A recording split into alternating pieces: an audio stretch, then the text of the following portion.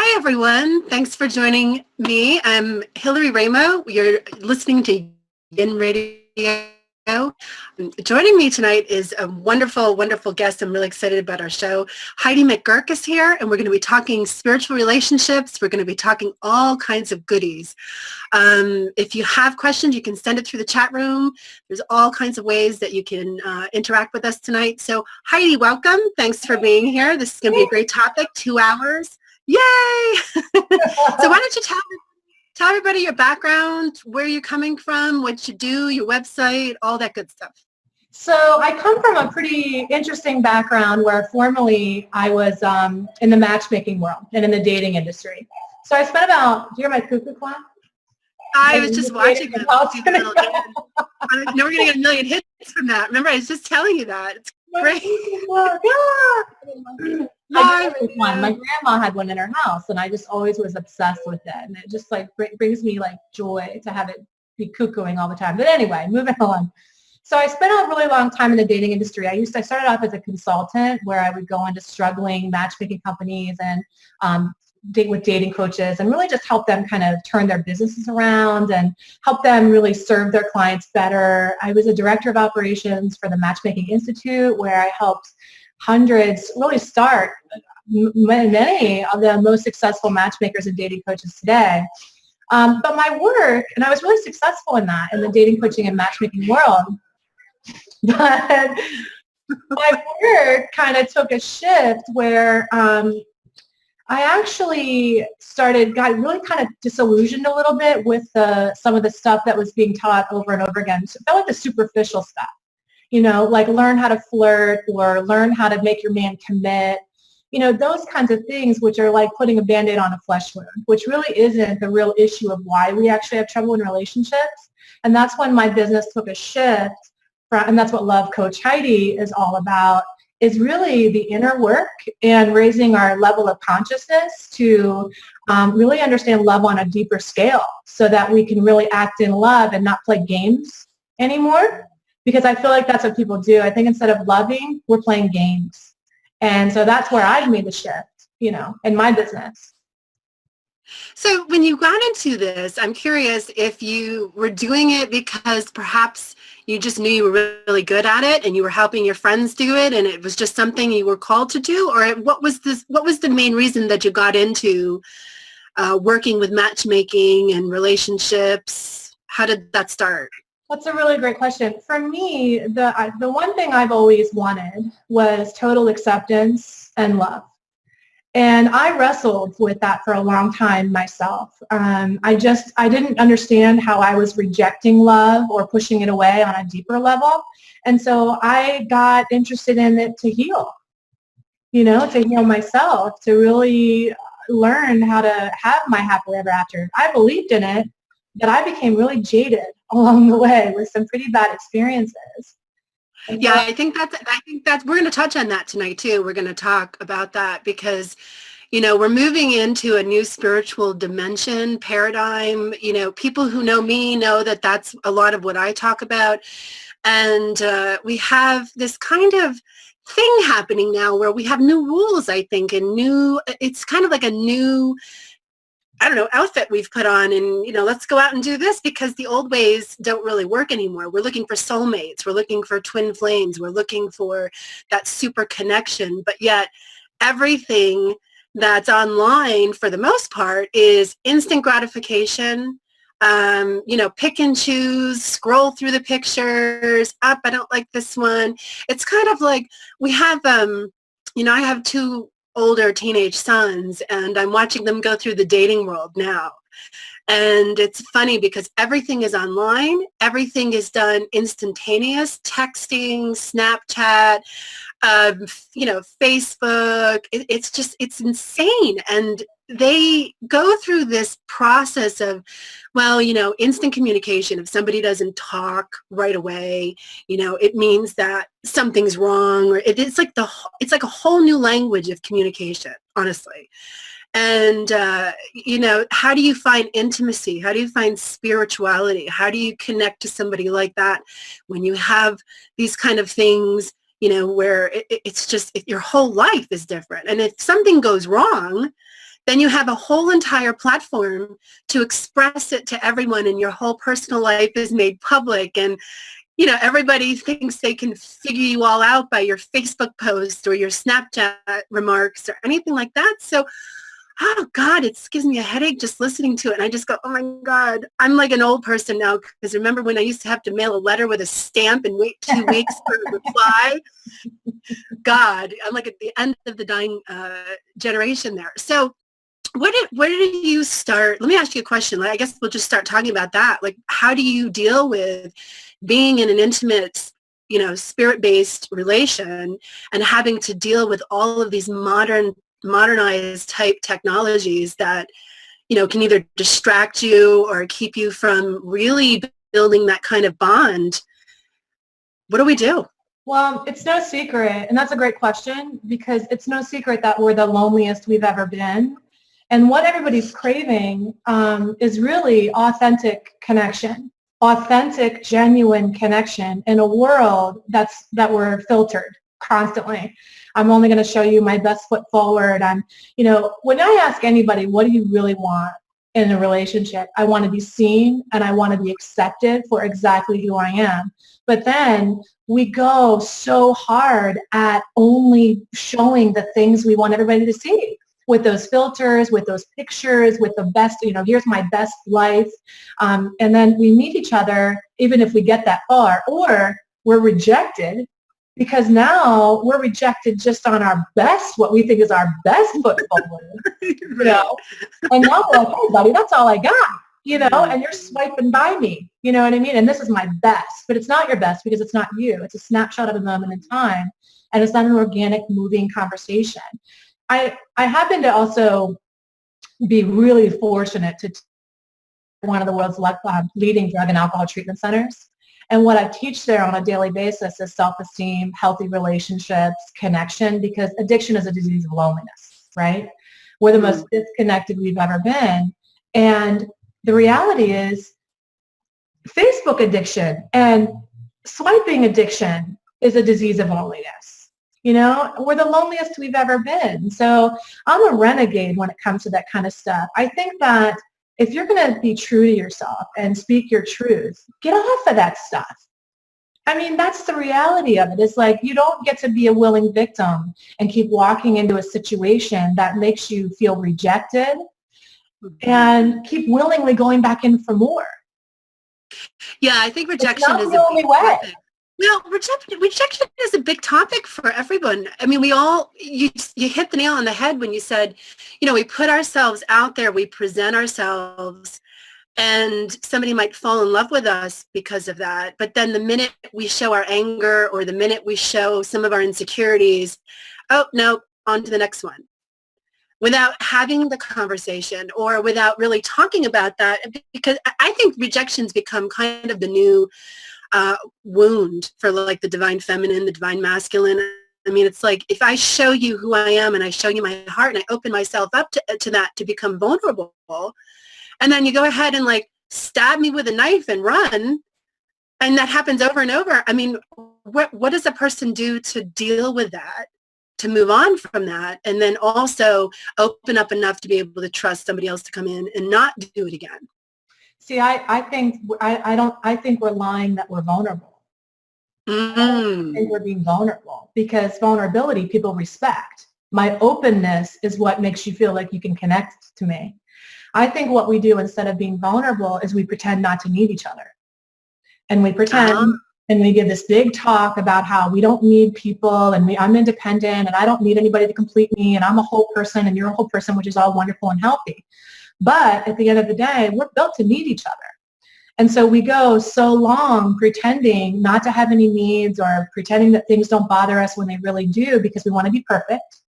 And then finally, when we have a well that gets full inside of us of resentment, we bubble over and speak our truth. And that's unattractive because it feels like it's blindsiding people. When if you were just authentic all along from the gate, from the beginning, open an open container and say, hey, okay, here's who I am, then I think people would be less like, I'm out of here. Yeah, I think they're signing up for something different because we're pretending to be somebody we're not. Right, right. No, I agree. I think that there has to be a level of authenticity, and if you don't have that authenticity, well, then you're just preparing yourself for the inevitable anyway. I And mean, one way or the I'm not talking about going up to somebody and going, "Hi, my name is Heidi. I have can I curse or no? I won't. yes, I can. I have a shit ton of baggage. I've been devastated by men most of my life. I don't trust men. In fact, I have severe daddy issues. And I'm probably going to flip out on you. It's not going to be attractive. And I'm going to be extremely needy. Hey, let's hang out. I don't mean like that kind of like bury your soul, your issues. I mean, stop trying to be so perfect all the time is what I'm saying. yeah, Don't always only just, put on your Instagram and your Facebook your perfect life moments so that you paint yourself into a corner of perfection. Give yeah, yourself some wiggle room to be who you are and have that be okay. yeah. And if you don't get accepted for that, then it's not the right match anyway. Wouldn't you say? I mean, like if somebody really walks up to you and says, "Oh, I just want the perfect version of you, and I'm not willing to accept any of your shadow traits. You want to go out and have a date?" I mean, the first thing you should say is, "I'm going to run." Right? I mean, really, get Right. out of here. Well, that's a Because, really naive person though, because you pick people like the imago theory, that you pick people who are a mirror image of the things you need to heal. mm, So the healing is in their imperfection, mhm. and that's the gift. That's the gift of Yeah, being today. that's a great point. That's a great point because the imperfection is what you mirror to each other. And if you pay attention to that and you work through it, isn't there great healing that can come from that? If you stay long enough to really do the work and you genuinely love somebody, I would think that the imperfections would provide incredible opportunities for growth. That's where it all happens. The path to enlightenment isn't a solitary path. It's through other people that you see yourself most clearly. you Mm. know. But we want to go on top of a mountaintop and become enlightened alone. And it doesn't happen that way. It happens in your messy relationships where you're forced to really look at your ego and everything else you have going on. And I think we're sold that lie of the myth of love, that it's a feeling and I just know, and I see you across the room, and that slow motion thing happens and the smoke machines go off and bad 80s music plays. The movie music is playing in the Yeah, background. and I'm like, weird science. You know what I mean? Like, The wind starts to come up and the hair goes. weird science. Like, here's the thing. Everybody's gifted with those amazing feel-good endorphins and dopamine and that mad rush. And when you first meet somebody, there's the part of your brain that lights up where you can't stop thinking about them all the time, you're obsessing about them, is the same part of your brain that lights up when you have obsessive compulsive disorder. So of course you can't stop thinking about them. You know what I mean? So, but when about 3 to 6 months, when all those chemicals start to leave, that's when you actually see things more clearly. Love is blind because you're high on all those chemicals. And when that starts to wear off, then you can decide to be loving instead of just being gifted with this like thumping body part. You know what I mean? Yeah. But that's why people are addicted to romantic love. So they keep cycling back around and seeking out that romantic high with person. And then it becomes this superficial, egotistical, I felt you from across the room bullshit. I actually wrote an article, since you brought that chemical stuff up, I wrote an article a couple of years ago about how the actual chemical compounds that love produces in the body chemically look almost identical to the compound of DMT. So when you compare DMT next to the compounds that love creates in the body, it's an interesting comparison because if you know anything about DMT, it creates kind of that euphoric, people, it's hallucinogenic for some people, and your body produces a lot of it when you die. You actually, when you're passing into the next room, the next realm, well, it could be the next room actually, you have that chemical process that comes out, and it really, really does something physically to your body, and you go through stages and you go through the motions and you go through all that. And, I've actually had people say to me, well, falling in love isn't what you should do. And I'm like, why? I didn't understand that comment. It didn't make any sense to me. I'm like, why would you stop yourself from falling in love It does. I think the new age industry now offers a lot of garbage, and it also offers a lot of really good stuff. And so you kind of have to weed through that to get to it. And then we have a whole other phenomena happening where people play on people's spiritual connection. Oh my God, I'm so connected to you. We must have had a past life together. They play into your synchronicities, and it just creates a tremendous amount of fraud. Honestly, it creates a fraud, I think. And when you are getting through that, or you start having that fog lift and you realize that somebody has genuinely come into that space, you've moved around in that space, and then you find out that it was just to get you in bed or to go through the motions of that. How does somebody deal with that? I mean, have you had clients in that situation? I mean, like, let's role play that for a second. Here we go. This person has said this, 1, 2, 3, soulmate level love, and then off they go. So it's like, I mean, we're dealing with like pickup lines that are a whole nother level of manipulation, a whole nother level of love. But then we have the authentics who come in and really do have that connection with each other, and they have great relationships, and they go on, and maybe they stay together for the rest of their life. So how do you discern between the real deal versus the fraud deal? I think that's such a great question. I think that when you're high, because when you are loving somebody, and you're in the initial, you're falling in love with somebody, you're high. And when people are high, they say a lot of things that they believe at the time. In that moment for them, they're being totally authentic because they're overcome with the feelings. And so they're high. So I think, what would you say to anybody who told you anything if they were high? You would say, okay, let's watch what happens instead of what you say. Let's watch your actions instead of listen, because we get so carried away because we want to feel it too. We want to get sucked in and get into that romance novel and yes, and it's not even a romance novel, it's a biblical scale. You know what I mean? Like, it's, oh wow, this is deeper than anything ever. And the truth is, you don't know that because you're high. So until you start to actually allow that to wear off and to start to have some clarity and come down, mm-hmm. And then you're deciding if this person is loving or not. I used to teach dating tactics, and now I teach love as a spiritual discipline. That's the main difference. It's not about a tactic or what to say or what not to say. It's literally about somebody's either being loving and demonstrating love to you consistently because they're loving you, or they're not. And if you have to guess how that person really feels or what they're thinking, they're saying one thing, but they're inauthentic. They're out of integrity. It's out of alignment. That's not a soul connection, man. That is a pure manipulation. It's either lining up or it's not, Yeah, like the planets. It's either lining up or it's not. Right.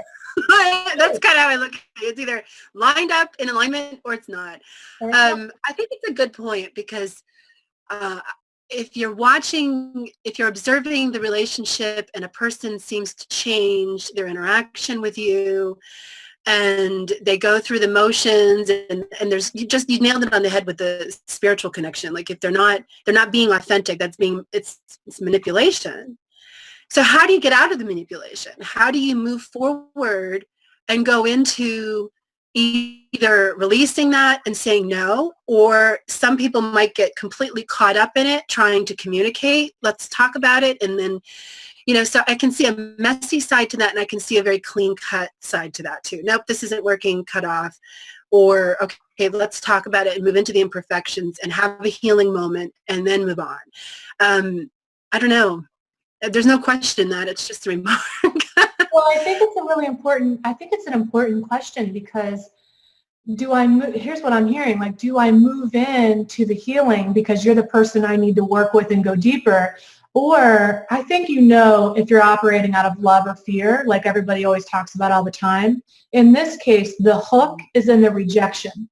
So if somebody is not being inauthentic with you and it fires up your rejection chip, that's when you get that sense that I need to stick it out or prove that it's worth it or stick it in there. But if it's a higher calling for you, like you actually feel that there is more love there than manipulation, and then maybe you can have a genuine talk and see it through, and then you're acting out of love because your spirit says, no, I think there's a bigger lesson for my soul here. I think I need to stay it out and go the course. But if you have that rejection feeling, that's all fear. That's all proving your worthiness, proving your value, fighting for things that aren't yours, that don't belong to you. Okay?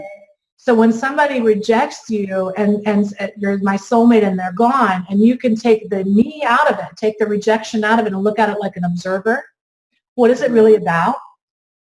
It's probably not about you at all. And if it's not about you, you can let it go. We can't let things go because we make it about us, our worthiness. And then we feel like we have to stay in fight and prove our value. Yeah. And then we grasp for straws.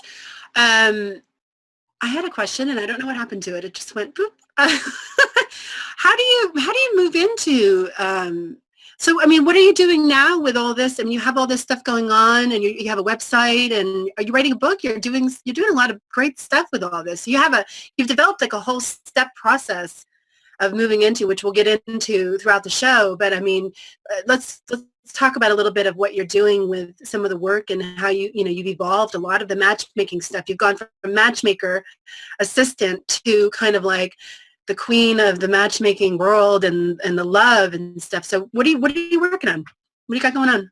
Here's the funny thing. I was totally, from the outside looking in, you would think that I would have everything.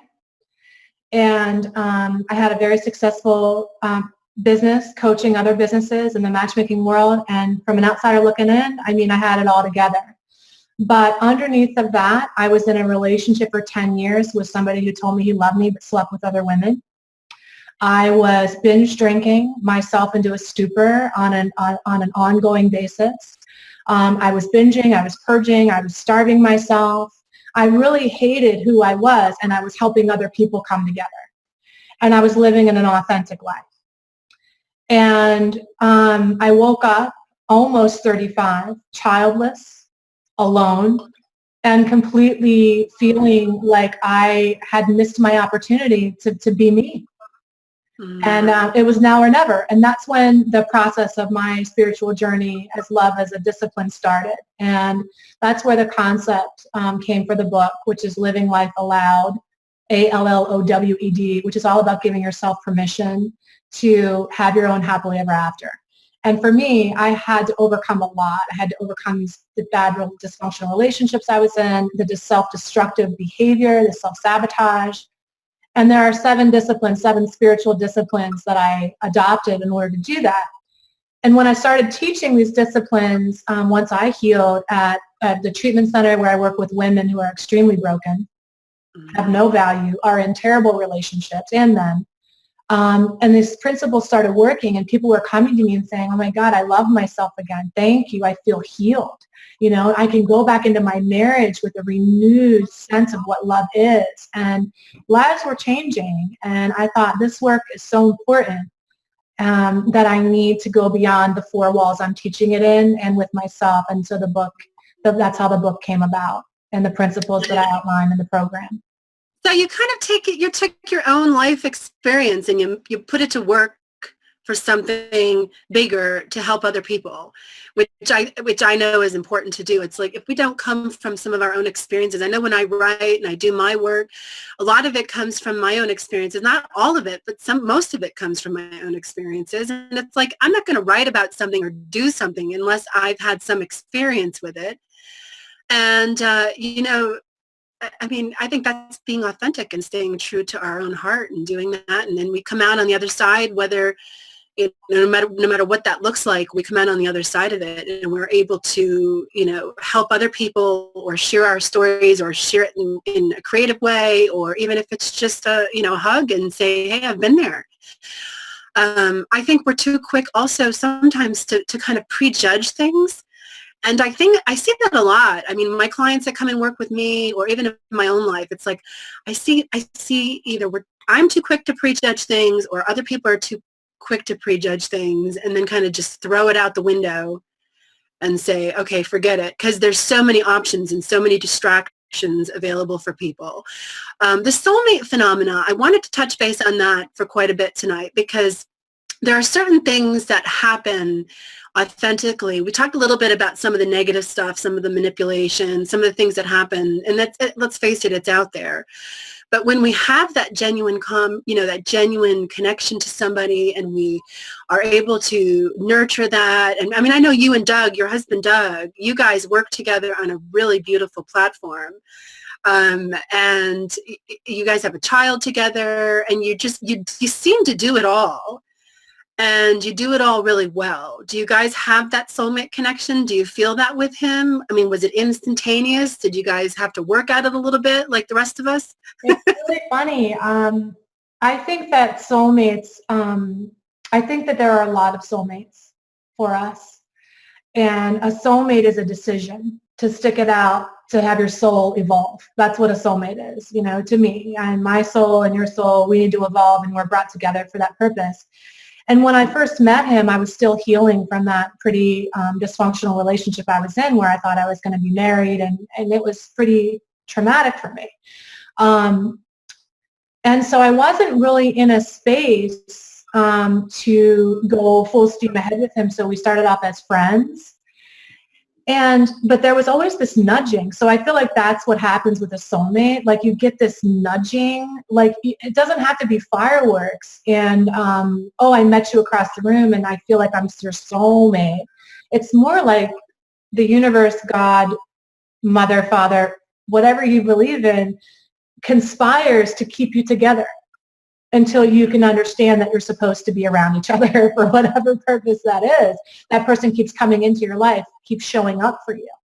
And that's what happened with Doug. And we just kept coming together and coming around each other. And then I actually, what I talk about a lot with my clients is I had a checklist that was keeping me single for a long time. A checklist of what I thought I was looking for. What was on it? Checklist. Oh, what was on the checklist? Ridiculous. Tell me. Tell me about it. 6'4", height. I had a height requirement. Unless you were 6'4", I wasn't even going to talk. I wasn't even going to get your number. No, wasn't happening.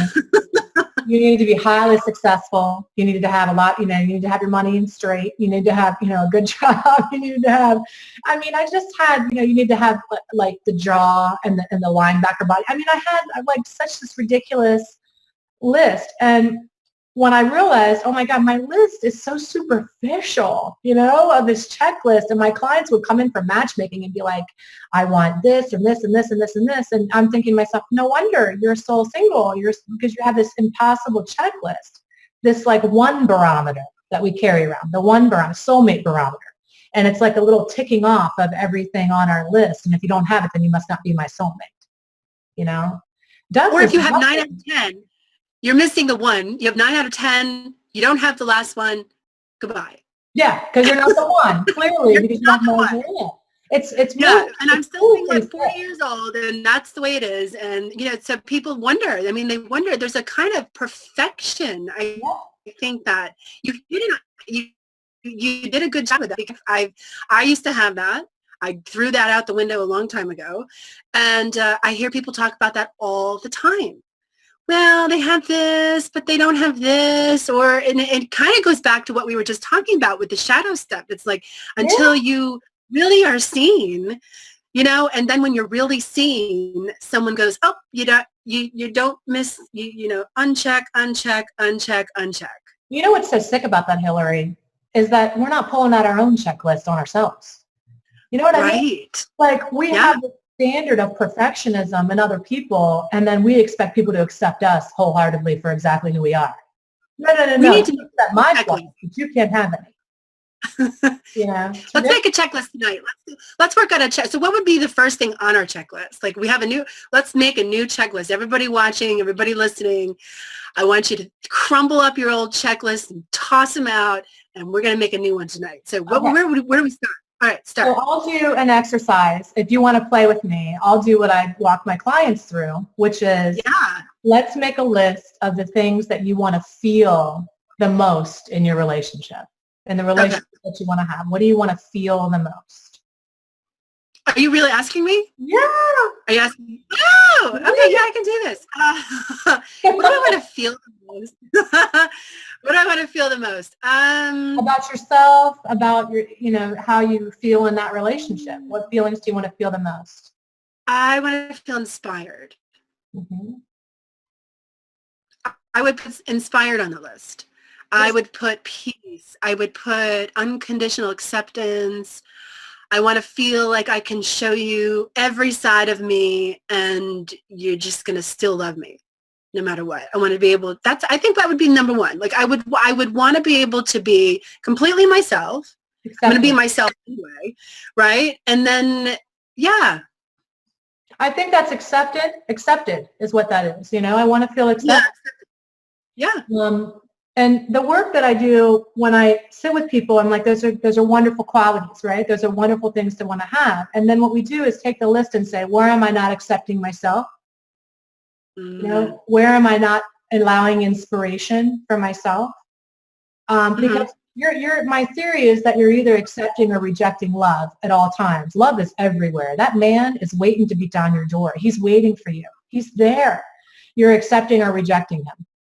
Yeah. And that's it. Rumi said that. Your task isn't to seek for love, but merely to break down the barriers which you built against it. And that's Yeah. Don't seek for love. What you seek is seeking you. Rumi said that too. It's seeking you. It wants you, but you're rejecting it, and you don't even know it. Not you, but people. You know what I mean? Like, no, I do. You just nailed me. Good job.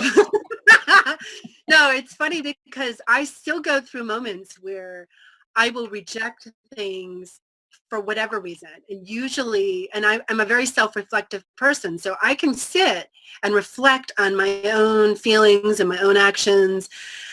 And I'm really good at it. And it's like, I still see like a consistent pattern where it gets to be a certain way. And then there's either some kind of self-sabotage that comes into it, or it's kind of like, well, I don't think this is really working. And I just walk away because for whatever reason. And, on I go. So it's kind of like, my work is important to me, and, someone's got to really accept what I do and how I do it and the space that I need to do that. So, it's not like they're just going to come in and be like, okay, what's for dinner tonight, and have no other conversation about anything. I like to talk about my work. I like to talk about the things that I do. And, I don't want to be a sidekick or somebody's, assistant or on their payroll kind of thing. And it's all about them. It's got to be reciprocal. I think there's a reciprocation that has to happen. Otherwise, I reject it. If there's not a reciprocation, I reject it. And then, I might go through some emotions with that or whatever. That makes a lot of sense.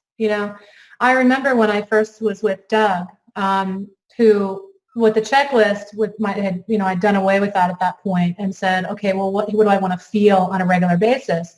And there were still ways where I was rejecting my own ability to feel those things on a regular basis by refusing to tell him what I needed or wanted. There was a piece of me that thought a soulmate knows what you want or the right relationship for you. You don't have to vocalize your needs or consistently talk about what it is that you need in your relationship. And I couldn't have been more wrong. Doug is a coach, and Doug used to be a top trainer for Tony Robbins, and he has like world-class coaching experience, right? He's coached thousands of people. And I remember one day I was sitting on the couch, and I was in a really depressed mood. I was feeling like just terrible that day. I was fat. Nothing was going right. I was just whatever. And he comes over to me and he says, well, what's great about your day? And tried to like change my state. You know what I mean? Like tried to coach me out of my feelings. Yeah. And I thought to myself, I'm not your sidekick. I'm not your client. Immediately I felt condescended to. And instead of getting resentful, I took him by the hand and I walked him up to the bedroom. It's not what you think, but he followed me up to the bedroom. And we laid down on the bed, and I had him spoon me, okay? And I took his hand and I started going like this on my hair, just really slow on the back of my head. And, he's just like going along with me, doing it. And then he says, and then I say, I'm so sorry you're feeling that way. And he was like, huh? And I was like, I'm so sorry you're feeling that way. He said, oh, I'm so sorry you're feeling that way. Is there anything I can do to support you? Is there anything I can do to support you? You will literally have to take people by the hand, metaphorically and literally, and teach them how to treat you. Yeah, that's true. It is true. You don't do that. No. They just wing it, we right? expect our needs to be met because if you're supposed to know, if you're the one, you know how to deal with me. We have telepathic powers. Why don't you know what's bothering me, right? I mean, complex person. Because one day what works with you, even you, Hillary, one day your love could come and be with you and show up for you in a way that feels delightful and wonderful. And then the next day you can do it and you can be annoyed. Yeah. That's just the way that, it's constant communication. It's a constant expression of my needs. As women, I think we feel like we have to do it all. We have to juggle so many balls. And I'm just going to touch on this because I feel like somebody listening might need to hear it. I used to teach a lot of feminine and masculine energy. And I did it like everybody else did it, and what my understanding of it was at the time. And really my understanding has evolved to more of a vulnerability, like being vulnerable in the feminine, but understanding how much power is really in the vulnerability. And the vulnerability is see me clearly. And that's what vulnerability is. Vulnerability isn't my weakness. It's see me clearly, loud and proud, here I am. In a humble way, but confident that I'm able to express all of me, even when it's not pretty. That's vulnerability. Yeah. Well, vulnerability is an interesting thing because I think a lot of people have issues with it and they're really afraid of letting, that experience itself or express itself. And we're taught to be such hardened people. We're almost conditioned and bred to be closed down and competitive and don't let anybody know our secrets and, hide things. And it takes a little breakdown coming down from that. It takes a little bit of breakup from that and, breaking up the crust that we build on ourselves because of our experiences or the things that we've had happen to us in the past. And so we kind of bring all of our baggage with us, whether we know it or not. And I don't know. I think vulnerability is scary for a lot of people. It was for me at one point. I mean, I don't really mind it anymore because I'm just like, hey, whatever. It's more fun to be vulnerable than it is to be closed down. And it's more intimate to be vulnerable than it is to be closed down. And you have more fun. Because when you're open and you're vulnerable to people, it's not about, oh my God, somebody's going to hurt me. It's about, oh my God, let's be here. Let's do this. We're in the moment. This is a connective thing. So yeah. Oh, we have a special guest tonight. Oh, he was vulnerable. He asked for his needs to be met. So, I hear. I think that his name's Milagro. He's a miracle in Spanish. We call him Milagro because he almost died. So we had to save him. But I think vulnerability is a willingness to let go of perfectionism on some level. And I think the more you're able to be vulnerable when you can let go of not needing to people please. Yeah. Because I think it's about people hurting you, sure, but I think it's more about a fear of being accepted than it is about being hurt. Or rejected than it is about being hurt. Love might fall apart, but what if it works? Right. I mean, think about it. I think if people really thought about this ahead of time, it's like, yeah, you might get hurt. Yeah, things might go south. Yeah, whatever. But if if it does work out, then you have to actually show up, do the work, be consistent, be committed. And I think long-term wise, that scares people to death. I think people get really, really nervous about that still, even though we're so enlightened and we're in this grand spiritual age of we are all one and everything is beautiful and unconditional love is the only thing you should have. But I don't know if that's so realistic. It's like, well, unconditional love can vary. I think unconditional love is not so much about, well, I love you no matter what you do. You know, if you're abusive or if you have addictions or you have things that are going on, I mean, it's compassion to understand. It's diligence to work through it. But I don't know. Love for me is not so much like, okay, everybody's welcome into my, space. It's like my intimate love space is reserved for the partner, is reserved for the person who's doing that dance with me. And it's not everybody else gets that. It's a different kind of interaction. It's a different kind of love. I felt that. And I think we have to learn how to open up to that, and we have to learn to get past the games, and we have to learn to get past our issues and our expectations, and thinking about what's going to come down the road, and also the distractions. I think we can get very distracted in our, due diligence, so to speak, with that. What do you think about phenomena? What would you say are some of the new agey spiritual pickup lines that we deal with today? What would you consider that? I got to talk about this. I knew I haven't heard many. I'll have to say. But can I touch on something, because you inspired me? You inspired me. Okay, so what you said was so beautiful about, the special place that's reserved and really being open to it. And this is something I feel like it's important to know with how do you start to open, like there's different levels of consciousness, when it comes to how you love and how open you are to love. And the lowest level of consciousness would be coconut consciousness. And there's this, do you mind if I tell this? Coconut? Did you say coconut? Coconut consciousness? Coconut consciousness. Okay. Yes, I know it sounds a little weird, but nope, I just want to make sure I heard that right. Leo Buscaglia is a great teacher on love. He used to tell this story about a girl who was born inside of a coconut. And at first it was really comfortable in there and all her needs were met and she had plenty of food and she had coconut water and she was nourished. But then eventually she got lonely in there. And she was waiting, and she started to think to herself, wow, I really want to get out of here and open up to the possibilities of life. But she left it to other people. And she prayed for the right person to come along and crack her open. And then eventually she would hear people walk by and nobody stopped. And she started to become really bitter because she thought, people are stupid. Don't they know I'm in here? Can't they see I want to get out and express myself and share myself with them? If they just approach me in the right way, then they can crack me out of my shell.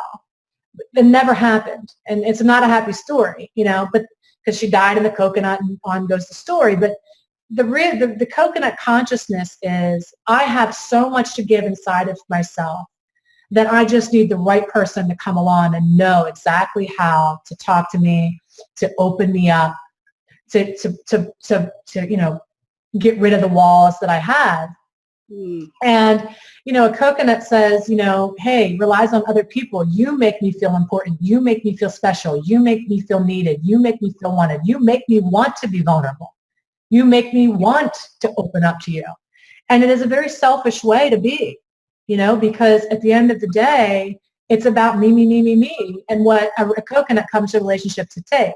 Those are people with checklists. You meet somebody and say, hey, do you measure up to my checklist? That's a coconut consciousness.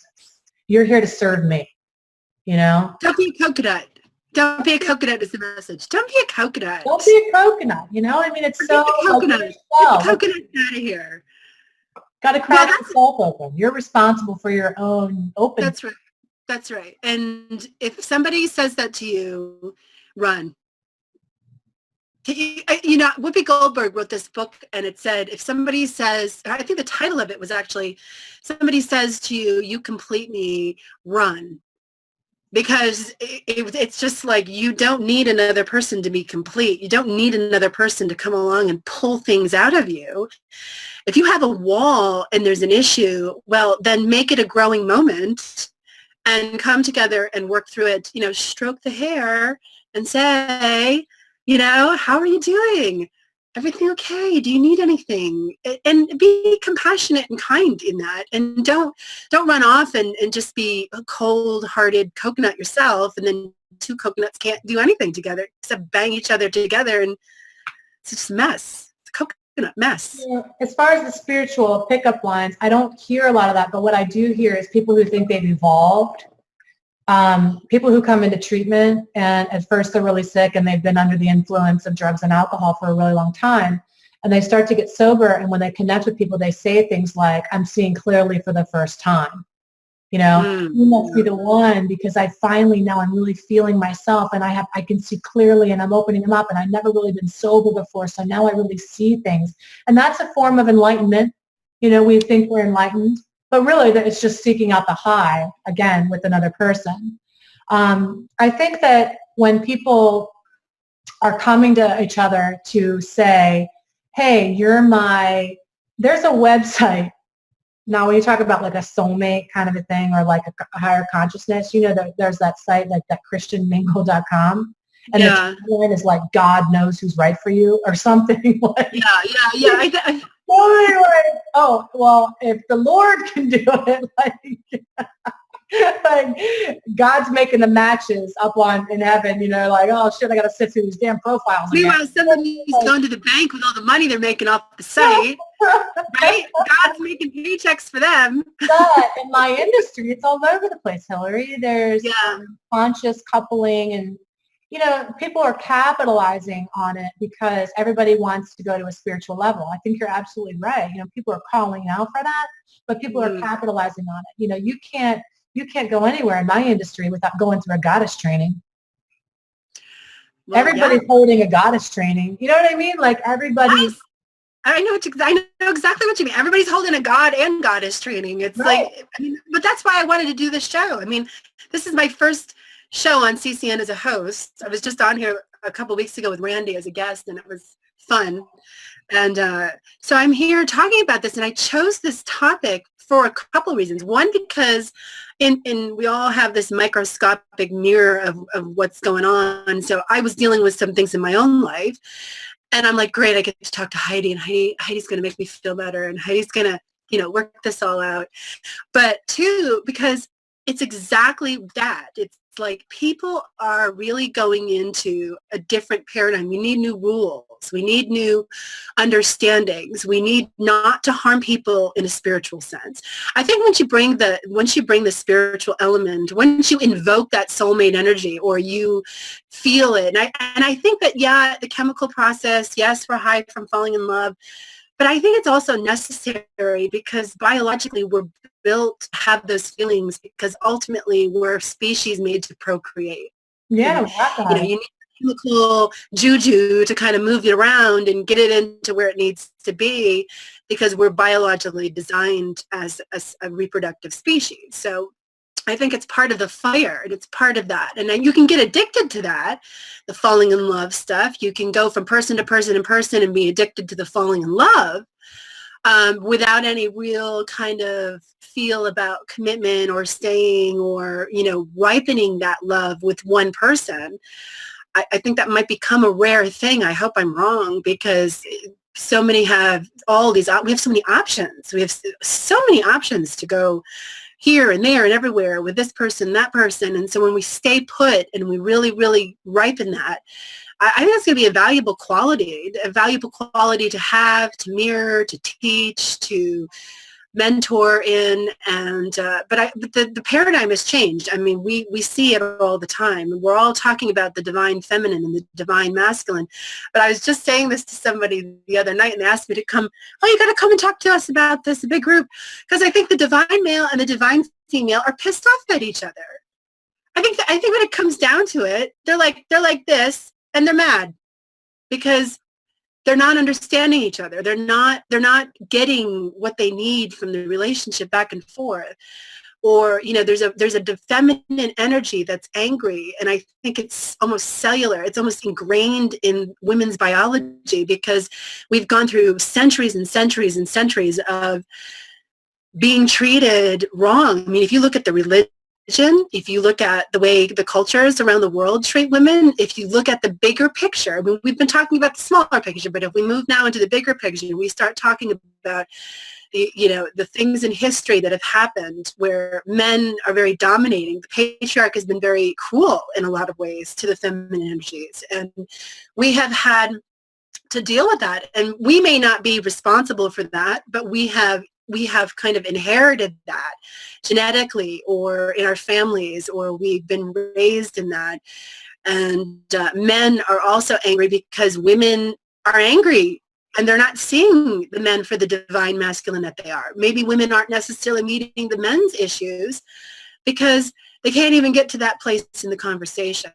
So how do you, I guess the question then becomes, how does one get over the kind of ingrained energetic, if you want to call it energetic,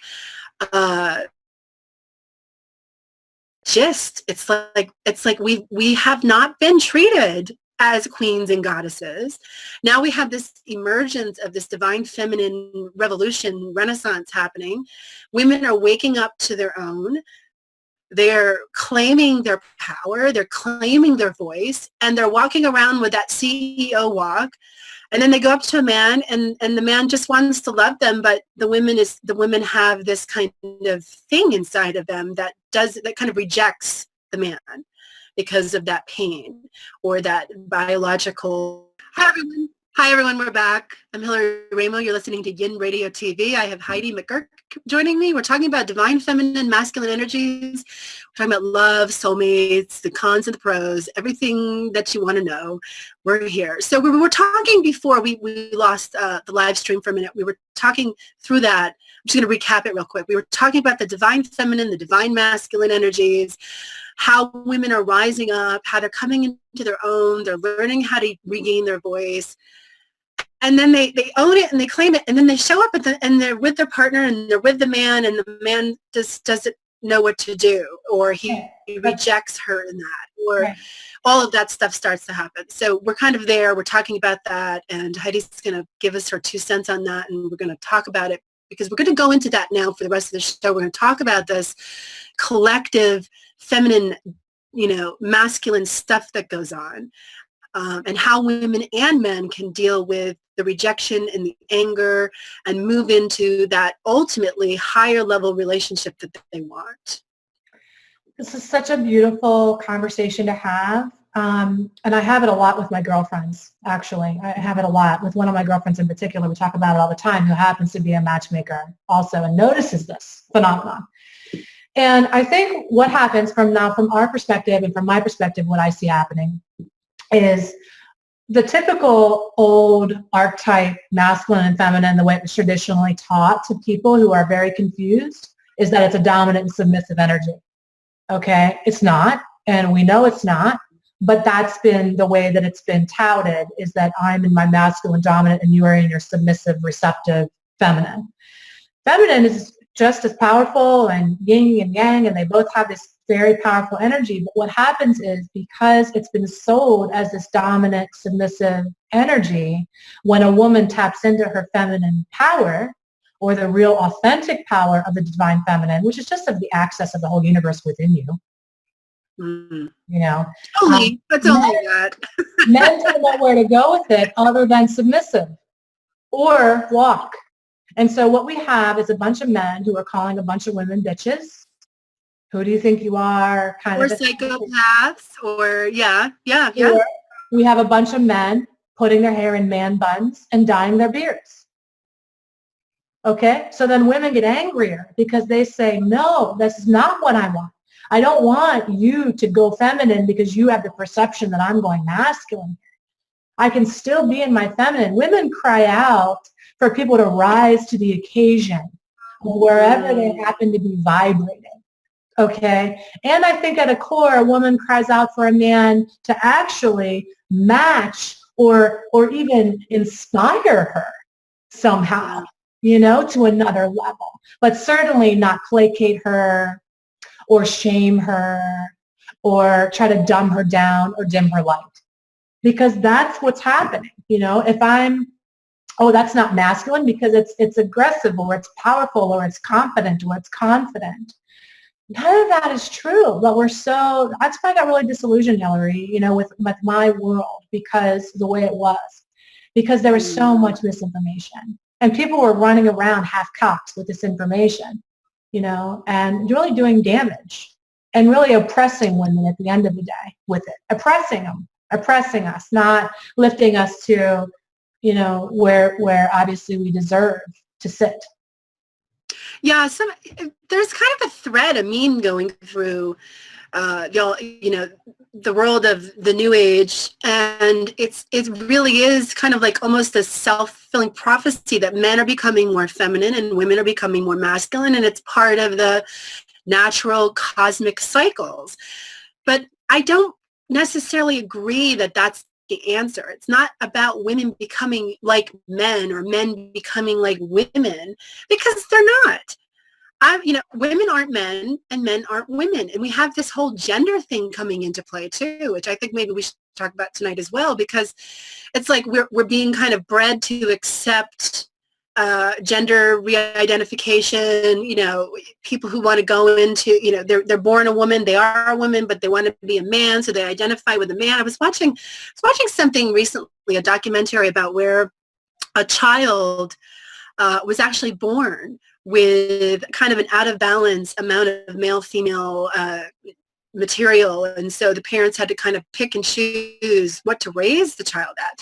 It had female genitalia, but the mother wanted to raise her as a boy and the father wanted to raise her as a girl. So there was this instant conflict, and they weren't together in a relationship, so it kind of had like a separated situation. So the mother cut her hair really short like a boy. When she lived with the mom, she was dressed as a boy, and just as a girl when he went to death. So I'm like, this is confusing just watching this. This makes me want to I don't react automatically, because I'm watching a human being being like tossed back and forth, and then the gender identity crisis that comes from that. And but what we're dealing with, we have people like Kris Jenner coming out as Caitlyn Jenner. We have kind of a whole movement happening around this. And my take on it, and this might upset some people because it usually does when I talk about this, but it's like at the end of the day, you go to bed as either a man or a woman. And whether you want to identify with one or the other, I guess it's a personal choice, but at the end, you're still biologically a man or a woman. And I don't think we're supposed to get it confused. I think, we're born with what we are, and that's what it is. And, embrace it. And I don't agree with this new agey thing saying that, I don't want a feminine man. A man I don't think would necessarily want a masculine woman unless maybe there's some other identity issues going on there. I don't know. What do you think? And I'm going to keep rambling, and then I'm going to get a lot of hate mail because I go there with this topic. I do. I don't understand. I mean, we're biologically bred to be human beings who come together, procreate, and that's how our species thrives, and that's how we move forward, create new generations. I asked this question to somebody, and I have nothing against your sexual preference. Sexual preference is not gender. I don't think, I'm seeing headlines pop up where celebrities are like, well, I'm gender neutral. What does that mean, gender neutral? You literally are physically either a man or a woman. You're not gender neutral. You might choose to be gender neutral in your sexuality, but that's a whole different thing than saying, well, I'm gender neutral, I'm not anything. I don't think we're evolving unless we're eating so many GMOs and we're exposing ourselves to so many environmental causes where we're physically changing. In fact, somebody had just sent me something else talking about how GMOs literally change the chromosomes in people's bodies. So when pregnant women consume GMOs, they have the power to change something, on that level with a child if you're pregnant. I think there's just a lot of shady things going on that we don't really know enough about, or we're not given enough information to really weigh in on it. And it feels like a society is kind of pushing that gender issue on us to be accepting. And I'm not saying don't accept people's choices, but I am saying we should be able to have a conversation about it without people getting angry and mad. And, you talk about love and all this other stuff, it's all great and good. But when you start talking about this feminine and masculine energy, you can't help but go into the gender identity crisis, or you can't help but go into some of those more difficult topics to talk about because they're relevant. I mean, if you have a lesbian couple sitting on the couch and they're here to see you about the divine masculine and feminine energies, then it becomes kind of a symbolic, we all have the male and female energies in us, and you work through it like that. But, and the same thing with a gay couple, but it's kind of like, I don't know, if we fast forward centuries down the road and we have evolved into men wanting men and women wanting women, I mean, what does that mean? Does that mean we have to buy babies? We have to have them genetically designed? I mean, really, the technology is there to do it. So, and somebody must be over here going, well, I'm going to make a lot of money when the whole world becomes, and it's population control on some level, and we don't have to worry about, overproducing on the planet because everybody will be paying tons of money to buy children or have somebody have the children for you. Maybe we'll be able to 3D print them. I don't know. I mean, I think it really could be possible. I just saw an article today that they 3D printed a human face. They 3D printed a human face that looked exactly like a human face. I mean, it was like if somebody put that on, it would be like the perfect mask. You wouldn't even know it was any different than not somebody's face. I mean, what do you think? Yeah. Well, I started my career, my training, studying to be a therapist. Okay. So I have a background in psychology, and I do know that gender identity disorder is an inner turmoil and a very real thing for a lot of people who have, they disassociate from, they literally genuinely feel like they're born in the wrong body. And it is so compelling for them that they live a life that is pretty traumatic unless it gets resolved. So I do, because I've seen it and because I've studied it, and I do. Yeah, and don't take me wrong. I'm not trying to say, yeah. But what I do think is happening is that there's this element of taking it to another level and capitalizing on real pain of people and marketing it as a solution to acceptance. Meaning if I have any awkwardness in me at all, or if I'm awkward with women, if I'm awkward with men, if I'm not sure who I'm attracted to all the time, I must be gender neutral. If I refuse to line up with one because I don't like the typical girl things or the typical boy things, I must be gender neutral. And that to me is a way to, instead of work on ourselves and who we really, identify with, accepting totally, we just go, well, it's whatever it is. Instead of saying what it is. Well, what is it? It's not neutral. You have a position. You know what I mean? You're not. Maybe we should put that on our checklist. What gender are you? What gender do you identify with? Honestly, somewhere, I mean, honestly, that's on my checklist right now, because it's like, if you get involved, let's say, for example, we have a woman and a man, and they get involved, and the man or the woman, one of them has a gender identity crisis, and they're not quite sure what they identify with, and the other person is getting involved in the relationship, and maybe they're just a little blindsided by it. I mean, how do you resolve that? If you had a couple come to you and say, yeah, I just thought he had feminine qualities, or I thought maybe, I don't know, didn't think much of it, but then it turns out to be a gender identity crisis. Like, what would you advise? How would you handle that as a therapist or as somebody, as a life coach, how to move past that? Well, I think every single couple has any crisis in their life has to first make a decision what it is they're committed to doing. Because you can make it through anything in life, really, if you decide that you want to go through it. So that's how you rectify, is you make a decision. Most people don't make a decision. They want people to change, or they want somebody to be their expectation of what they think they should be in order for them to move forward. But if you're willing to, you're either accepting or rejecting, and that's it. But you can't be neutral. The neutrality is the problem. Okay, you've got to decide. You're either accepting or rejecting, but you're not neutral. And people who pretend to be neutral are people pleasers.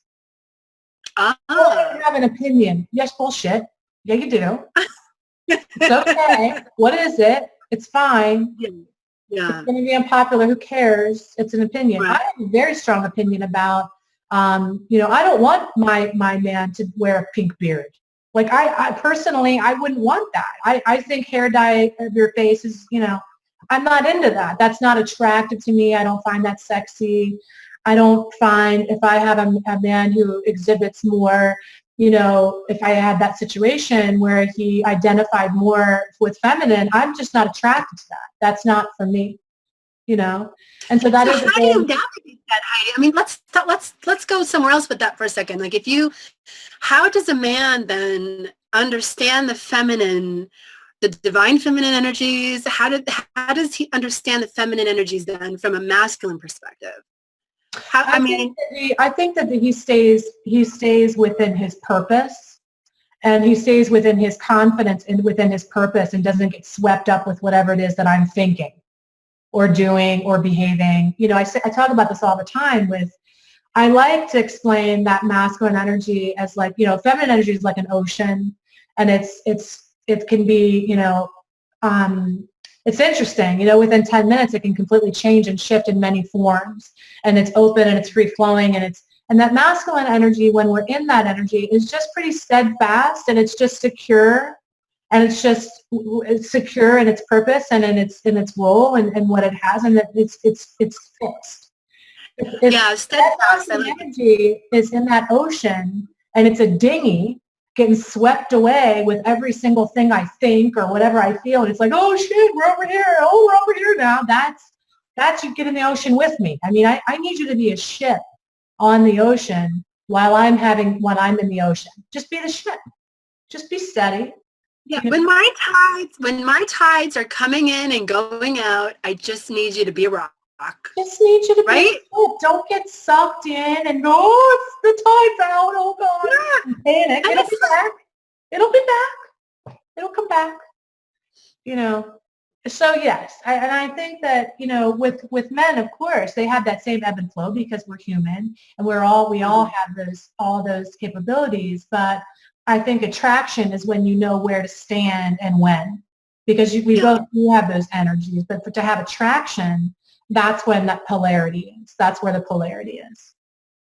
Yeah. Now, what do you say to people who say polarity is a bad thing and you shouldn't have polarity? That when you move into polarity, you move into duality. Because those are people that don't understand light and dark.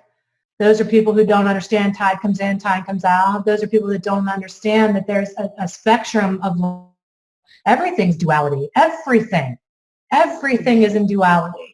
And didn't you people who get like downloads who do like this free association writing when they're trying to like tap into spirit, and they just kind of, write just whatever. Yeah. So I do it all the time.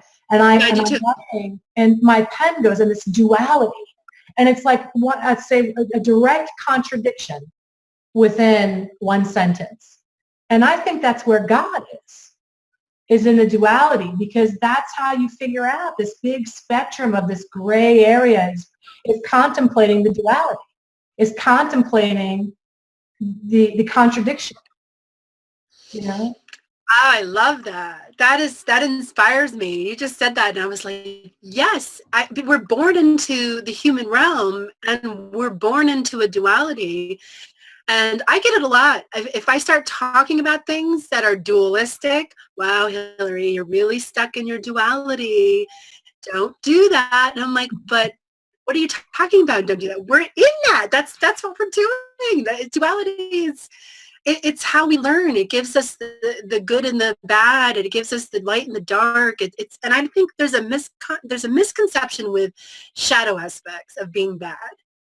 Right. We talk about shadow aspects, and maybe we should talk about this a little bit too. We all have them. We all have a shadow. Nobody walks around in human form without a shadow. So the shadow aspects are with us every single moment of every single day, and it's how we express them, and it's how we are receptive or rejecting of other people's shadow aspects. I just don't see any getting over that until we're out of human form and we're spirit, and maybe that's the next adventure, is being in the world where there is no duality.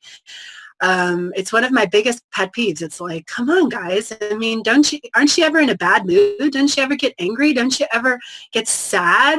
I mean, these are basic human emotions as well as love, happy, and joy. Um, there's this kind of stigma that goes with any kind of spiritual work, that you can't be authentic in your light and dark. You have to, it goes back to the perfection thing we're talking about. You kind of can't show that, or if you have that, then you're not worthy of whatever we're talking about. So I don't know. I don't have all the answers, and I don't claim to. Thank God. I couldn't agree with you more, because I think it's our rejection of the human experience, but that's where you're designed to be. That's the reality. You're a spiritual being having a human experience, but don't have a human experience, just be a spiritual being. That's the duality. That's so boring. It's so boring. It's boring. I mean, I'm a human being. You're a human being, unless you're a robot, right? Unless somebody's a robot, they're human beings, and they have emotions, they have eclipses, they have tides come in and out, they have opinions, they have facets, just like a crystal. And it's like every now and then you turn it and you get different reflections, you get different rainbow bursts, you get different things. And I don't know, I take the time to want to know, especially if it's in a relationship, I want to know all of you, and I trust what I don't know. It's like I love and accept what I do know about you, and I trust what I don't know, because we always have, I think we have to say that. I feel it's really important to understand that there are always things about another person that we don't know. It's not, I don't think you can really say you know someone until you've been with them for a long period of time, and you've taken. And I think you can know them if you know and accept yourself, because they have the accent. Yeah. They're exactly like you are. And I think that's where the disconnect is that when there's that repression of the shadow, there's the repression of the shadow in other people. And so it's a direct reflection of your self-acceptance, your willingness to accept other people. And if you say, there's parts of you I don't know, but I can imagine because I have them, then you're already in a compassionate place. You're already in a compassionate place. Do you want to talk about the thing that you wanted to work out? What thing that I wanted to work out? Well, I felt like you wanted to work something out. Did you want to talk about that? No, I mean, I guess it's kind of like, it was on my mind. I mean, I worked on putting the show together because I was needing some help with some things too, personally, and without getting into too many details, it was kind of like I was going through a phase, getting closer and closer and closer with somebody, and then it turned into, the minute I exposed my emotional stuff, or the minute I showed that side, it was like there was no hair petting, and there was no understanding. And it was cold and malicious and vicious, and just see you, goodbye, cut off. And it was kind of like, why does it have to be that way? I don't understand. So I've been reflecting on that and looking through that, and and doing the show and having the intention for this show was to kind of talk about that, and maybe help other people as well who've gone through it, and just say, what's this ghosting thing where people just say, that's it, I'm done. I won't even tell you I'm done. I won't even call you. I won't even conversate. I'm just going to disappear like I never existed. And I was talking to a friend of mine, and she says, oh, that's ghosting. I'm like, what's this? So she sends me this article, and it's all about this big new thing that people do. It's called ghosting. And what it means is that one day they exist and the next day they don't, and that's it. That's disgusting. I know. And I just said, and so my emotional reaction to that, Heidi, was, let's have a conversation about it. Let's talk about it. So I'm reaching out saying, okay, let's talk about it. I might as well have been talking to this wall behind me. Unbelievable. It was like there was just like it was a complete elaborate disappear act. And I'm like, that's not only painful, but it's emotionally immature. And then it kind of leaves and I'm not alone in this. The more I talked about it to people, the more I realized or heard stories about this kind of behavior. It's like ghosting is like the new hot thing to do when you decide that you don't want to be with somebody or you're not interested in the relationship. You don't talk about it. You don't conversate. You don't understand. You have no, you just leave. You know, and it's even really running, because running is kind of like, running is something people do consistently, or they show attributes of that throughout the relationship. But this ghosting thing is like, oh, one day I love you so much, and the next day, crickets. And everyone I've talked to that's experienced that is like, what is that? What is, I've never heard these stories before. Or it's gaslighting. There's this, gaslighting is this new thing too, where you actually work on another person's insecurities, push and prod the buttons to manipulate them or to see how they're going to react in situations, to say, see, you're a horrible person. I'm going to leave now. So it becomes kind of like this really sick and disgusting behavior where, you know, soul energy is invoked. I mean, what's for me? And then you have the soul energy evocation, and you're going and going and going, and then something starts to change, and it's like, what's going on? And then all of a sudden it's just it's the disappear act. I don't know. I mean, that's, I guess maybe I'm an older person and I'm not used to these things or these tactics or these new things coming up, but I think it's disgusting. It is disgusting. If my sons ever treated a woman like that, I would be irate with them. I would be like, what are you doing? That's a human being you're dealing with. That's not a tissue that you do your business in and you throw out.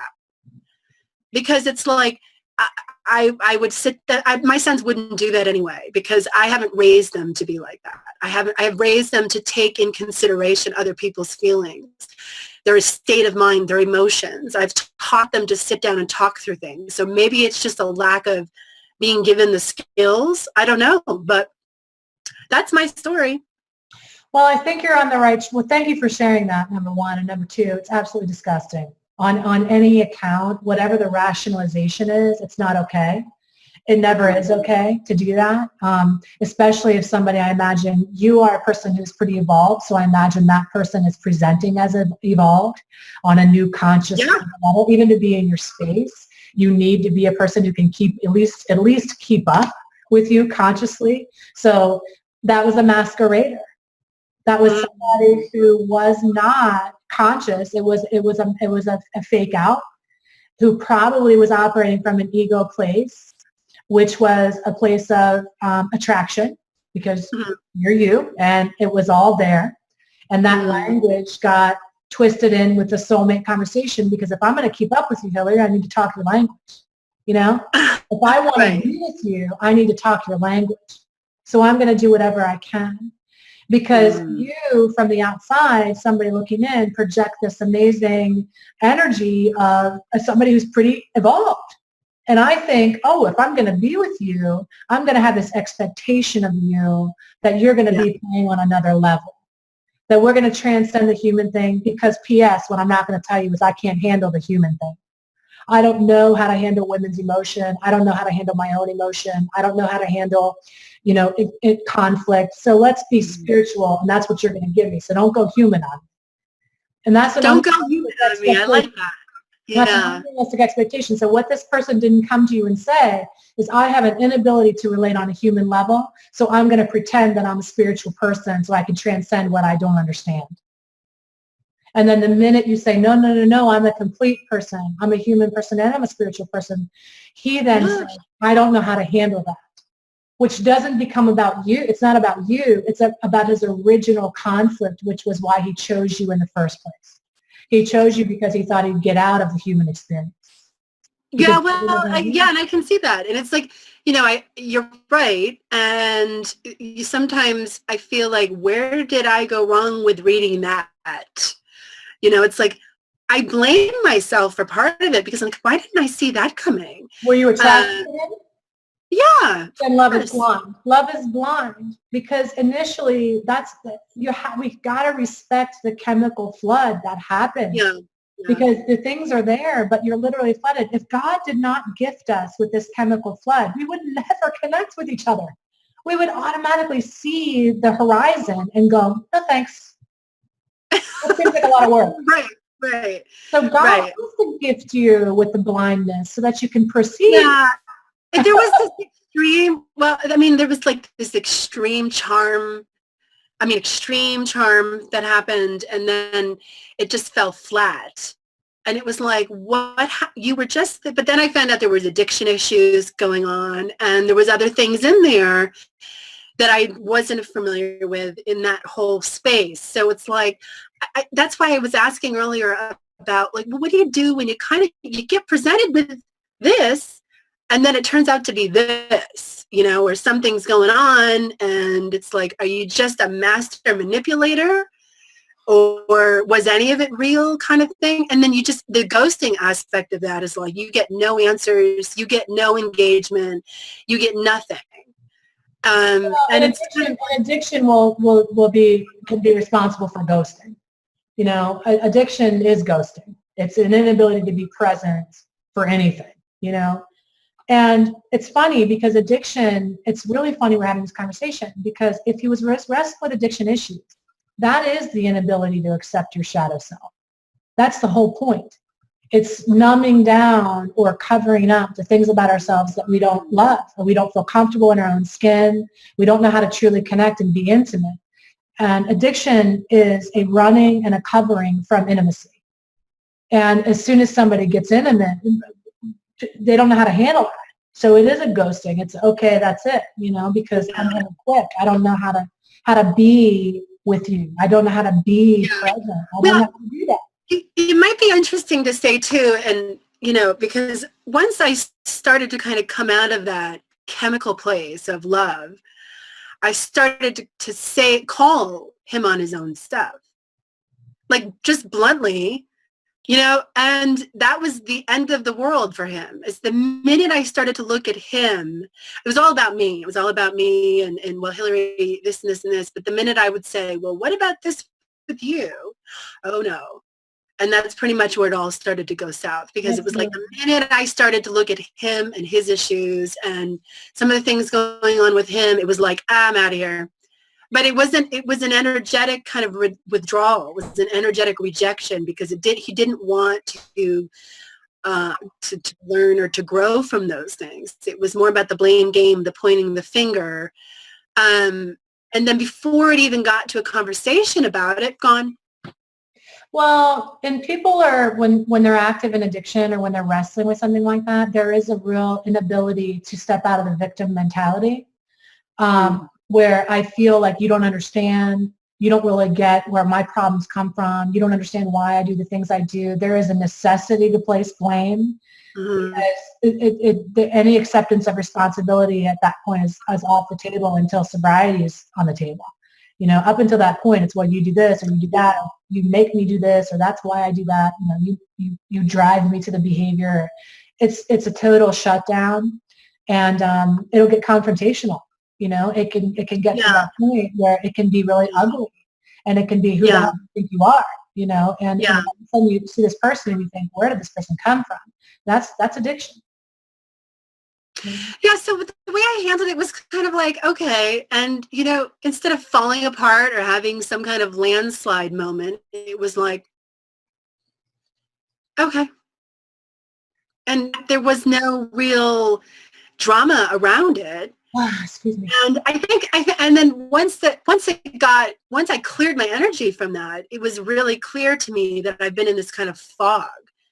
It was like in this fog of trying to want to, I'm like, what is going on? Trying to understand, trying to figure it out, trying to, I'm going into the motions, trying to talk to him.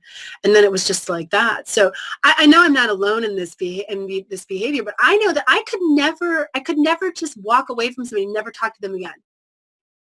I know I couldn't ghost anyone. I don't have it in my heart. I don't have it in my makeup to do that. Maybe I need to learn. I don't know. Because I think that's a really important point. Like, there are people who are capable of that, and it's okay that there are people like the light in the dark. you know? Yeah. What Yeah, it's a duality thing. we put our expectation, because I would never do that, on other people, and then we think, what's wrong with me that you're doing that to me, because I would never do that. Well, Yeah. they're not you, and they would do that, and that's why they do that. Right. You know? Yeah.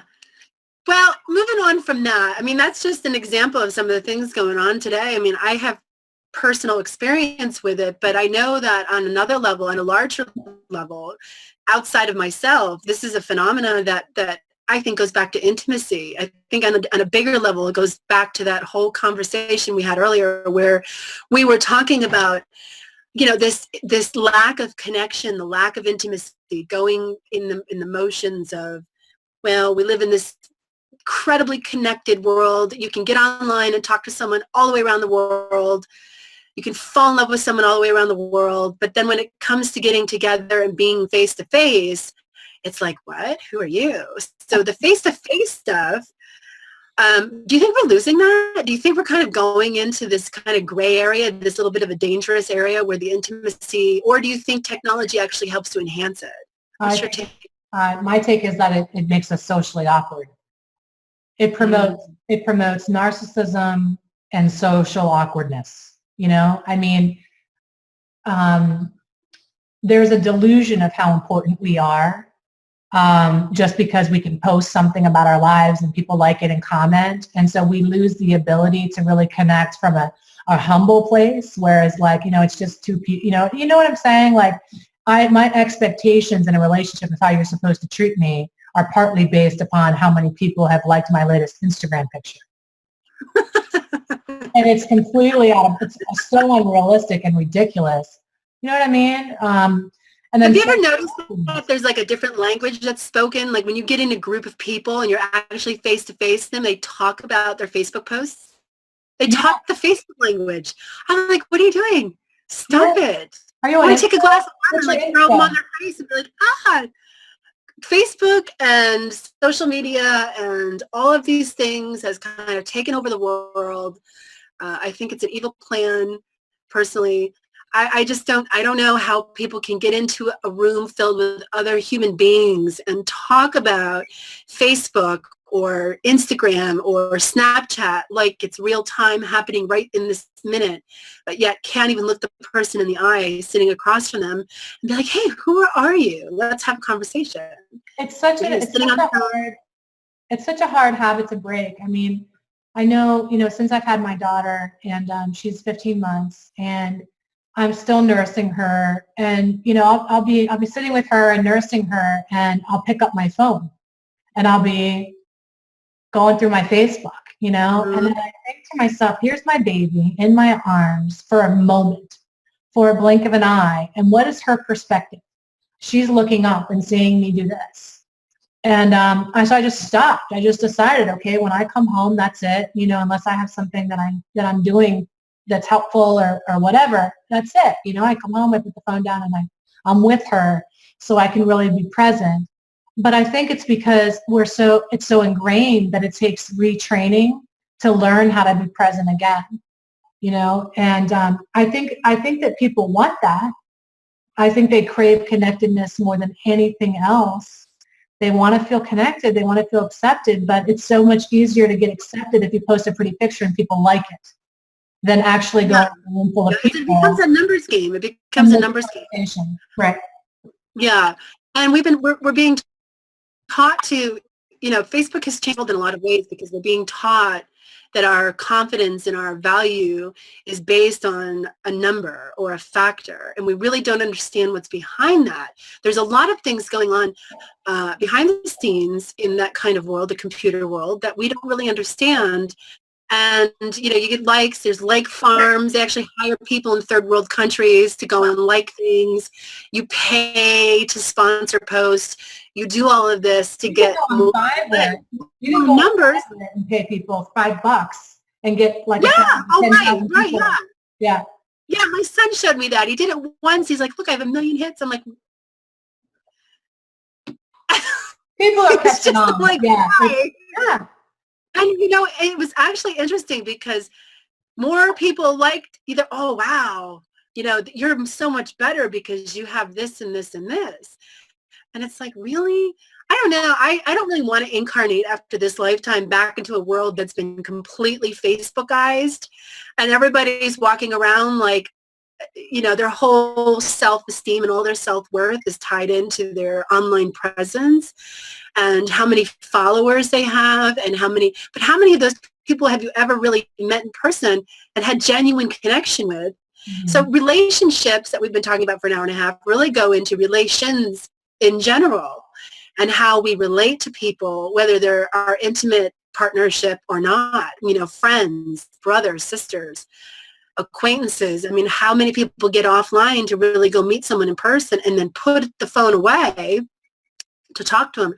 I'm guilty of it too. I've done it myself. I've certainly had those moments where I'm, digging through and I'm like, this is so important. I have to do this right this minute. And it usually is something important. It's not just checking a thing.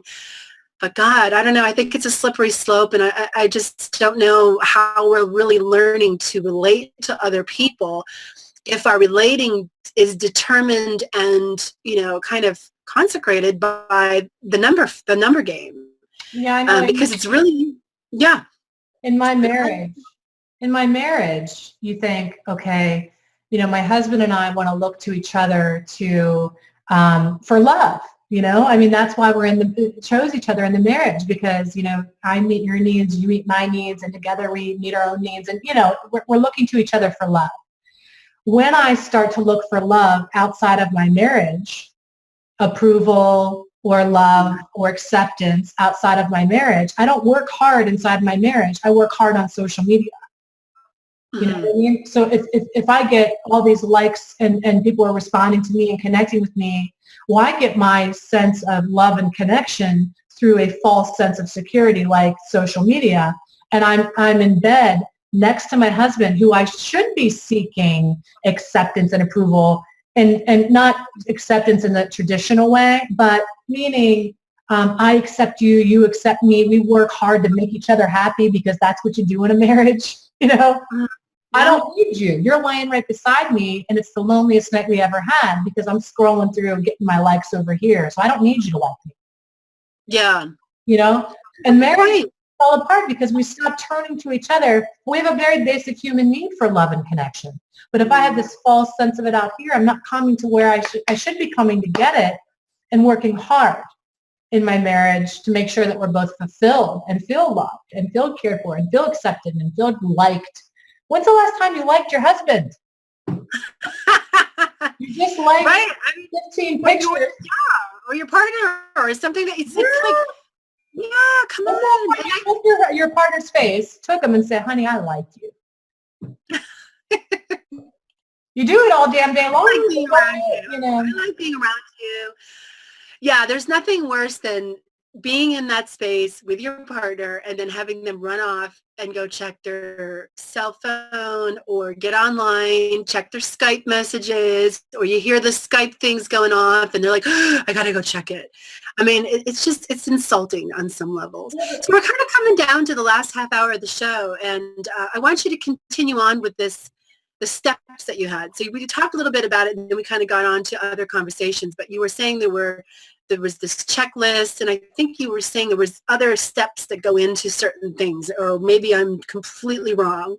And I'm just wishing. Talking a little bit about the living life aloud, the principles that are outlined in the book, and those are kind of the 7 disciplines. And if we live our life according to that, we can kind of create any love affair that we want.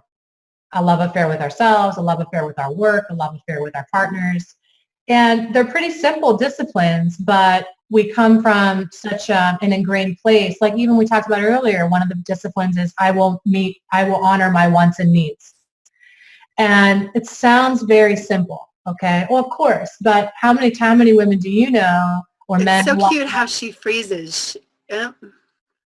I don't know. I don't know if we're still broadcasting or not, but Heidi freezes in really good positions. When I freeze, my face looks contorted.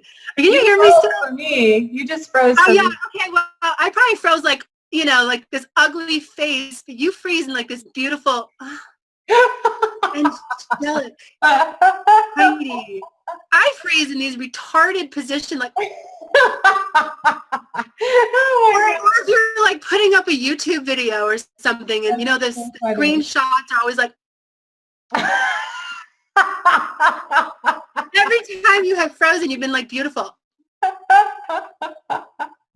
I'm like, whatever, freezing that. Oh, that's so funny. That's so funny. Okay, so where were we? Oh my gosh. Sure, give me a live 2-hour show. We'll end up talking about everything. So funny. No, we were talking about the 7 disciplines that are outlined in the book and in the program that I do. And I was saying that some of these disciplines are super, super simple, but really the hardest things for us to do. And like, for example, I will see vulnerability as true strength, or I will honor my wants and needs, And so each of these disciplines, like let's say I will see vulnerability as true strength. I walk my clients through how this shows up for us, like how we withhold affection or withhold love. We become like withholding Wendy or distancing Denise. I just keep you at arm's length because so how it manifests, and then really what is the art of vulnerability? How do we start to open up, and where does it come from, and how do we get rid of it? Honoring our wants and needs. I can't tell you how many women I work with who have no idea what they actually want. Or they only say, well, I only get what I need, but I don't do what I want because I don't have the luxury of what I want. And so they're not happy. They're unfulfilled, So these 7 disciplines are simple. I'll speak my truth. But it's so hard for people to do. It's everything we've been talking about tonight, outlined through a process to it's not about, with me, whether a woman wants to find the right relationship for her or fix a marriage or pull the trigger on a divorce. That is irrelevant so much as it is going through this process so that you can have anything it is that you desire and use these disciplines consistently no matter what comes up in your life. No matter if you apply these disciplines, you can do anything, But it's a spiritual practice. It's a spiritual practice. Nice. So then what do you do after that? After you work the disciplines, you live your life. Yeah. You live a happy, beautiful life, Yeah. It's like that old saying, Hillary, after enlightenment, before enlightenment, chop wood, carry water. After enlightenment, chop wood, carry water. It's the same. You know what you need to be doing, but it's a constant reminding. It's a constant refreshing. I have to do it I practice it on a daily basis with my husband. He came in the house the other day and I was completely, totally overwhelmed. I was tired. I was exhausted. I was sweaty. I was gross. Instead of like saying what I needed in that moment, because it wasn't even available to me, I snapped at him, and I was mean for no apparent reason. And I had to stop in that moment and say, what am I really needing right now? Well, I need 20 minutes. I need a hot bath. I need to go upstairs and disappear for a little bit. And it sounds really simple, but it's those little things that we don't do over time that lead us to settle. In a relationship when you're single and you go, okay, I'm going to go on Tinder. Well, what do you need? Well, I need a man to communicate with me and see me in person and set a date. But you settle, and you settle for text, and you settle, and you don't speak up. You don't say, hey, this has been really fun, but I'd like to meet you in person. And if you're into that, that's cool. Let's do that. If not, I'm just not a texter. We don't do that. We don't speak our truth. We don't honor our wants and needs, and then we get resentful to the men who don't know any better. Yeah. So responsibility. So yeah, well, that makes sense. It's pretty logical. I mean, you would think that, if anything, when it comes down to it, critical self-care is one of the most amazing transformational tools that you can possibly do. Critical self-care just means taking care of yourself over and over and over, and just making it about you and doing what you need to do so that your space can go back to, ground zero and you can start again. Single people trying to find love, we've been talking about being partnered, being married, having a relationship, being in it. What do you have to say for the people that are single right now who just can't either find that relationship or like being single? I mean, what's your advice for the single ones looking for that spiritual relation? So single looking for love, and this is the best tip I can ever give you. It is not that you're having trouble finding love. It's that you're subconsciously rejecting it. from coming into your space. It is everywhere. It's seeking you. It wants you. But until you understand the ways that you're rejecting it or pushing it away from you, you won't have it. Everything that you want wants you. Everything you want wants you. The universe has made it that way. That is the way we're designed, to be able to have. You don't have a desire in your heart unless you have within you to achieve it. You are the barrier. You are what's missing. You are what you're withholding is what you're not getting is what you're withholding.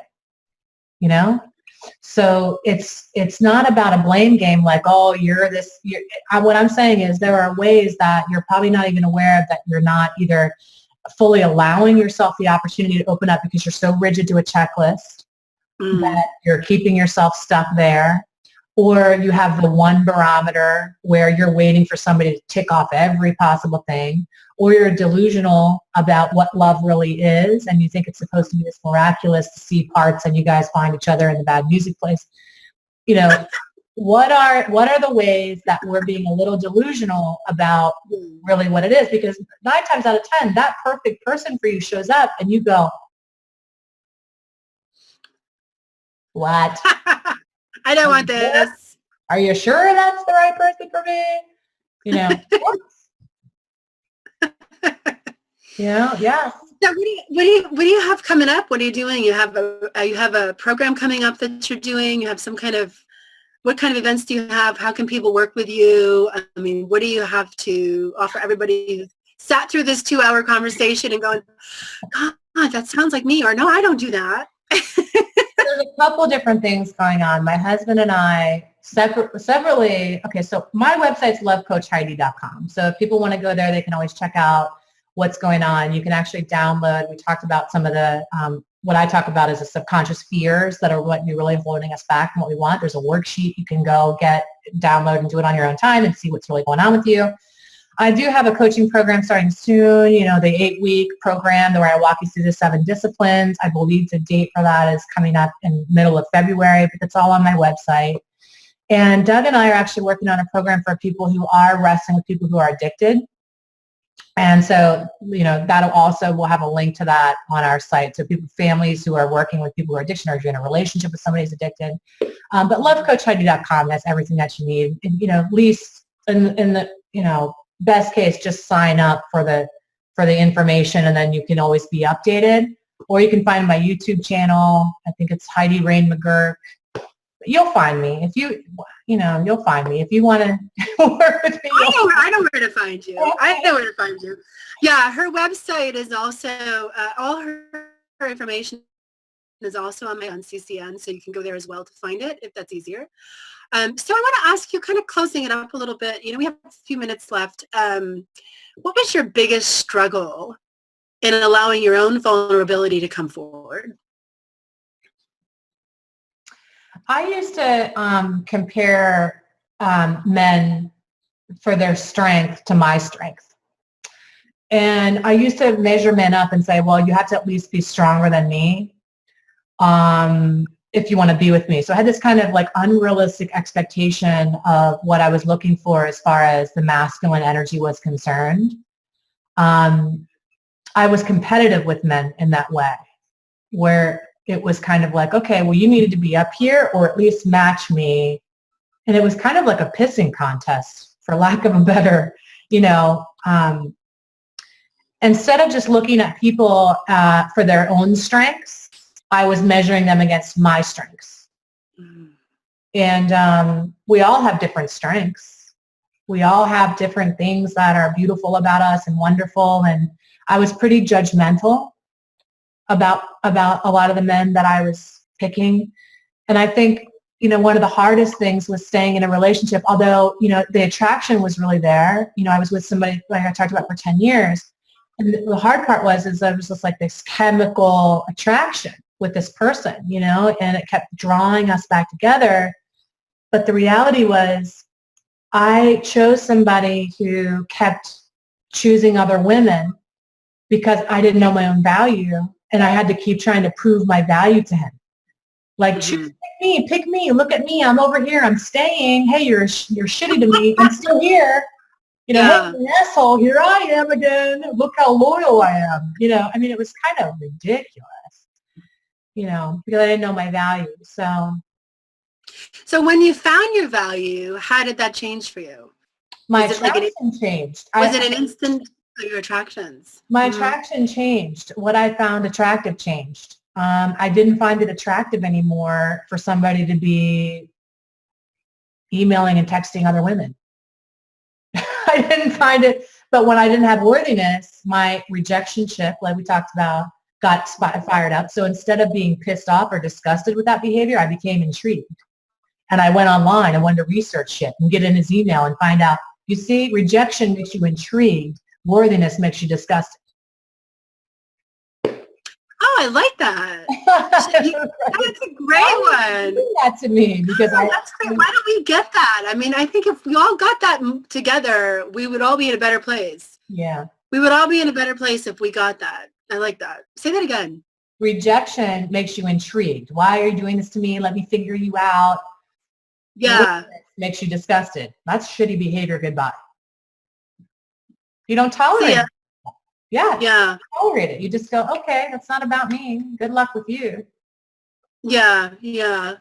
You know. Wow. So then when you moved through into that stage so you started to attract different things to you. Did you have to go through some adjustment with that? Yeah. Like getting used to your old stuff pop up? How'd you deal with that? For sure. When I first met Doug, you know, I was used to this testing behavior, you know, because I didn't trust at all. And so I would act crazy to him. I'd be emotional, roller coaster all over the place, you know, just waiting for him to figure me out and leave me. But he never did, you know, he always stuck around. God love him, you know what I mean? But so I would test him constantly. And my blocks of worthiness still came up. When I first tried to get pregnant, I was, you know, older and I wasn't happening. Nothing was happening. We were trying for over a year to get pregnant and nothing was happening. And I went to go do some energy work and have some energy work done to me. I do that for people, you know, Reiki healing, and I'm really into it. So I went and had a healing done. And I had so many blocks to my own worthiness to actually have a child because I had so much fear about will I be able to emotionally be responsible for somebody? Because I had been so wounded in my own life and my own childhood was very traumatic. I thought, I don't think I can handle that responsibility, you know? So I had to work through that. And I think it's a constant working. I think it's a constant working. You know, a lot of the women that I work with grew up in either alcoholic homes or abusive homes or situations that were just dysfunctional. Because I really think that's where this really stems from, is a working through of the ingrained unworthiness that you know better. You know better, you know, people know better, but it's just ingrained. So old behaviors, old beliefs are just like deep, you know, that woundedness is very deep. And it comes up in the worst times, you know, in the most illogical times. It just crops up. You think you're over it, and then all of a sudden, so it kind of answers the question of now what? It's a daily discipline. You know, because it's always just kind of waiting to come on. So how did Doug handle all of that stuff? I mean, it just, you know, it sounds like your ocean was going through your motion and you were just you were going with the flow of everything, and he just kept showing up. So was he just consistent and steadfast? Is that what did? I think so. I think he was just unchanging. You know, he didn't his character, his integrity was always, you know, if I'm committed, I'm committed. Like I'm not, you know, just going to fly by the seat of my pants because I feel like being loving one day and the next day I don't. He's a very committed person. So his character is what I married, you know, not the chemistry. I didn't marry chemistry, I married character, but the character produces the chemistry. Married character. So when someone chooses character over chemistry, does that imply that they're making a wiser choice then? Well, I think it means that you're in for a more consistent ride, because character is who somebody is at their core, and chemistry comes and goes. It's everything is found in nature, right? The ebb and flow, the shadows. your relationships are also like seasons. You know, sometimes it's like winter and it's cold and it's barren and there's nothing going on and you're disconnected, and other times it's hot. It's summertime. It's hot. You know what I mean? Or it's spring and it's all, Yeah. and that's normal and okay. But if you marry chemistry, you're always waiting for summer, and you don't know how to bear down in winter. You know what I mean? But if you marry character, character knows how to bear down in winter. Character knows how to weather the storms, you know? Yeah, well, you know, and then so when you came to the point of getting married, how was that for you? I mean, you've never been married before, right? I don't know. Right. No. No. So when that got to that level of commitment, how was that for you? I think by the time that I actually decided to marry him, I was so resolved to a new understanding of what love was that I knew what I was actually committing to, you know? Really committing to make it, to do what's necessary, to really be dedicated to our marriage, to be dedicated to him, to be a partner to him, to love him even when I don't feel like it. You know what I mean? Because sometimes I don't feel like it. You know what I mean? Sometimes you don't feel like it, and that's just the way it is. So how does creativity, when creativity comes into it, I know you both do your own thing and sometimes you work together. You guys do some coaching stuff together, you do some presentation stuff together. So how has it been for you to move into the work realm and bridge the work realm with the love relationship realm? That is such a great question because it's something that I still wrestle with. I think there was part of me that when I first started working with Doug, I would go into things like, at first, full steam ahead. You know what I mean? Like, this is what we need to do, this is what we should do. Like barrel through it and be like, we're doing this, we do this, we do this. And he would get very threatened and kind of feel like, why are you running the show? You know, this is, you know, I have ideas too. And then I totally was like, well, I can't do it that way. I'm going to hurt our relationship. So then I went back in with, I think I might have an idea that maybe you might want to respond to. You know what I mean? Like that disgusting, like, what do you think about my ideas? Do you think they might be cute? You know, like terrible. So funny. Dumb it down, dim it down. And then eventually I said, no. So now I come to him and we collaborate and we come together, and I don't try to dim my light. I speak my mind, but I do it in kindness, you know, and I don't shrink anymore. You know what I mean? I think there was a time where I had it confused too, you know, because we're sold this lie about, no, you need to learn how to talk to your man. You know, I mean, how did he react to the dumbing down? Like when you decided, or you did, or whatever, you know, however it happened, what was his reaction to that? Can I be honest with you, Hillary? Yeah. Okay. I think that all men inside like a docile creature, okay, because they can pounce. You know what I mean? Like you know, I think the reality is, come on, like we didn't say, oh, I want a strong-willed woman. No, you don't, until she speaks her mind, okay? And then or until she gets mad or she gets angry, and then yeah. I'm hard to handle, you know. So I think at first he probably liked it. He was probably like, yeah, I like this kind of, but I wasn't speaking my truth. And eventually he wouldn't like the resentment I built up against him from pretending to be somebody I wasn't. Yeah. So I said, I can't do that, even though that might be cute and sexy for a while. It's going to turn ugly quick. So I need to only be myself, you know. So when you guys started working together on a public platform and you worked through some of those, you know, little idiosyncrasies, how was it for you after a successful event with him? You know, he and I are very different, what we need to recharge after that. And because, you know, the work that we do is really intense. You know, people come for these breakthrough events and we're doing all kinds of things, walking on fire. We're crazy.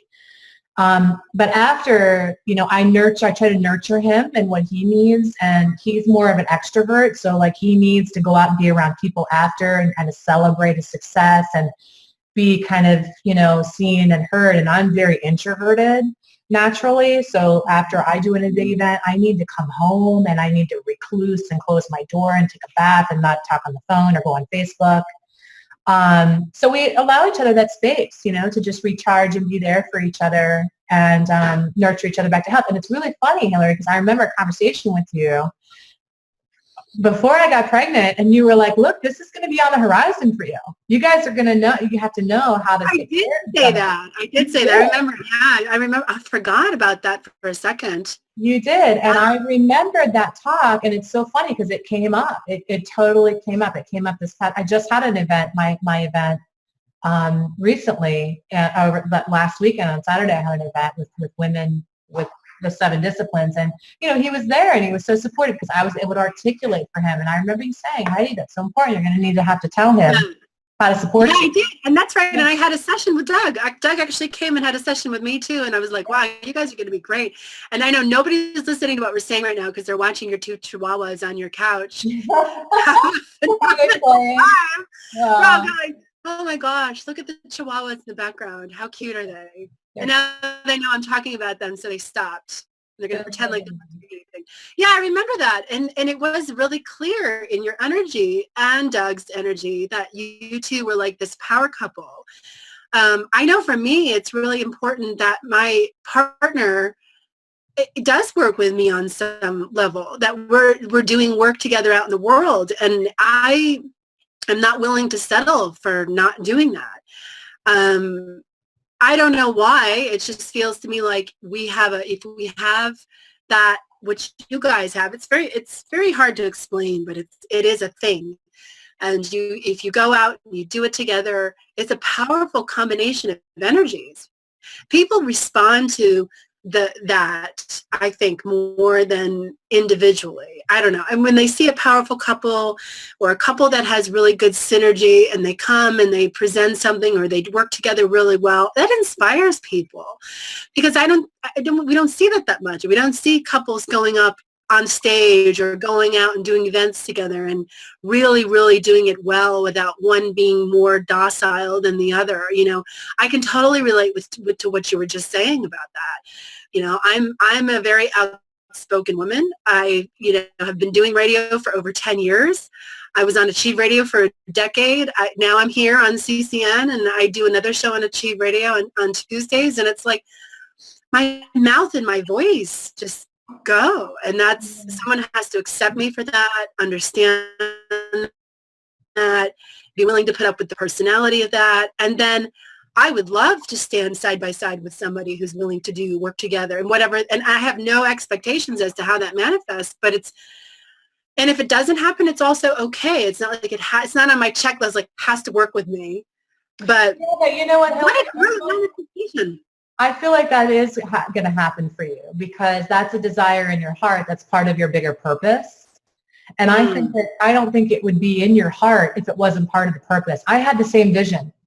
I had the same vision for myself with my when I got really clear about exactly what I wanted. I wanted to be doing seminars. I was very specific. I wanted to do seminars with somebody, but what freed me up was the package or the credentials, if you will, that I thought that package had to come in and just totally open up my mind to however it manifests and whoever that manifests is wonderful. But Doug is just such an amazing man. I don't know anyone. You have really strong personalities. Both of you have very strong personalities. And I knew that it was so funny when he called me to have a session. I was like, oh, wow. And he's very clear about his superpowers. You're very clear about your superpowers too. So it's like when you get 2 superpowered people together, it's a formula for success all the way across the board. I do want it. I kind of look at that and I'm like, God, I can see that. We can make shows together. We can run a radio network. We can do all kinds of stuff, all kind of spring equinox events and do all of this, going to places, tours, all this stuff. But the thing that I've always run into, honestly, Heidi, is competitive natures. Yeah. Okay. Honestly, it's like I walk into it and I'm like, wow, this is great. Let's do this and this. And my mind and my creativity and my heart are like, and it's big. It's big thinking. It's big planning. It's big follow through. It's not just ideas. It's not just spontaneous thinking. It's literally, okay, this is how we do it. I'm an Aries, so I'll go out and do it. And I don't even think twice about it. And I'm just like right in the face, like, okay, let's do this. For some people, that's too intense. But for the people that do similar work to what I do, it's kind of like it's in their personality. They're already doing it anyway. And then when you merge, I don't know, it's just like it gets competitive. And if you can't get out of that competition, if you can't let go of ownership of content or ownership, I mean, don't get me wrong. In fact, I was just telling my Biggie here, the producer, before we got on the show that I just had this big issue with my content. 10 years of radio shows. It's like, that's mine. That's my legacy. That's my hard work. I'm not saying someone can come in and take that and make money off of it, which is exactly what somebody's done. It's still mine. I just have to rebrand it all now and make it mine, in a different way and deal with different issues. But God, what you do individually is important. And then what you do collectively together is important. It's like you both can be your own people. I know you do your own work. I know Doug does his own work. And then sometimes you guys come together and you do your work together. But then it's I don't know. I have just keep running into that issue. It's like I don't get competitive with content. But here's the thing, Hillary. We run into that issue all the time, too. Oh, really? We're always running into that issue. And you cannot help but run into that issue when you have two extremely passionate people who have ideas, who are inspired, and Doug and I are constantly doing this, and that's the act of loving, and that's the discipline where we're able to kind of back up from that situation, act in loving ways to each other, come back, apologize, be there for each other. That's the collaboration. Real collaboration is in the conflict, not in the product. Yeah. Well, I was doing the dim down thing for a second, and then I'm like, what am I doing? Oh, yeah. Stop it. No. Slap. You are not here to be a sidekick or orbit around somebody else. You have your own ideas, your own voice, your own platform. You've worked your butt off over a decade. Why would you turn around and say, okay, we'll do whatever you want to do. It's all about your work. I have not met somebody yet who's willing to step into that place and respect me for what I do with my own voice, my own ideas. It always seems to be kind of like they want the docile. They want the supporter. They want the assistant. They want somebody to come along, or they want to manage and make money off of you. And it's kind of like, and I know that not everybody gets that. So I get it because of what I do, because of where I'm at. That's just the thing. But it's a real thing for me. And so I do have that perspective because I've had that experience happen. I've had to work through that. I've had to go through the feelings of that. I have had to get a tough skin because of some of those things.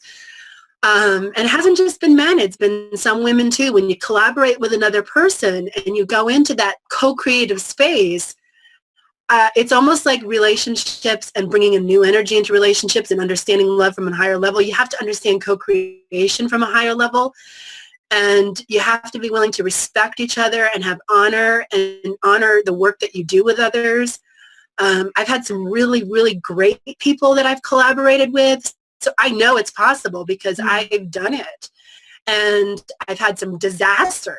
It's like the disasters are massive learning experiences, and you always rise from the ashes and you come out of it on the other side and you do what you have to do and you get stronger because of it. But if you don't shut down, you've already won in some way. If it is a win or lose thing, it's like I've seen, what I've been through, I know would have shut a lot of people down and they would have given up and walked away. But isn't that kind of the point? It's like if you can overcome that and persevere, then it's kind of like God has sent that situation to you to say, hey, let's make you stronger in this, this, and this. Let's put a little more loving, healing salve on your cracks and your weaknesses and your insecurities, and let's see what happens after you have a better holistic approach to things. But you're also not a wimp, kind of folding over going, no, you stand up and you get stronger. I mean, I don't know any other choice. I don't have any other choice. If I can find somebody who doesn't take advantage financially or otherwise, or doesn't have an ego the size of Australia and wants to sit down and do that, that would make me the happiest person in the world, honestly, because I love my work so much. I love what I do. I really, really love what I do. I love every aspect, and I want to meet somebody that can do that as well for their own stuff, love their own stuff, love the work they do, be passionate about it, but not greedy. There's a difference between being co-creative and passionate and then being greedy. And I think greedy changes everything. Greedy changes the energy, it changes the spirit, it changes the relation aspect. And, for me personally, I kind of have a zero tolerance for that. It's like if you start engaging in that with me and then you turn it into a train wreck, bye. I'm worthy of something better than that. And I'm sad that you couldn't rise to the occasion, but I accept it because I can't dim my light and not produce not produce at the level I'm used to, the content I'm used to, and then turn around and be like, well, I'm just waiting for so-and-so to kind of step up and, meet me. No. Mm-mm. Right. And I think that clarity is such a beautiful thing, I love that. I love to be in that position, I love that you're there, that you're owning it, that you're saying, hey, here's where I'm at, here's what I want, but here's what I won't settle for, and it's not unrealistic. It's really not. It's collaboration, it's loving, it's kindness, it's really just the best of the human spirit. The challenge is that people fall short all the time, and Doug and I fall short all the time. On a daily basis, Hillary, we fall short of those things, and we're budding and coming back together and reworking. But what sets us apart is the commitment to know we're in it to win it, Yeah, it's the coming back together. It's the coming back together. If you don't come back together to deal with it, it's just it's gonna spiral out and not end up being what it should be. Well, we're out of time. We're at the end of our 2 hours. This was a great conversation. It was great to see you. You too. To hear your voice, all these wonderful things that you're doing, and I think we talked about a lot, and I hope we helped some people out there listening. And it's a big topic, and it can kind of go all over the place, but we need to sometimes, Thanks so much for being here, and thanks everybody for listening, and we'll see you next time. Bye, Heidi. Bye, everyone. Thank you.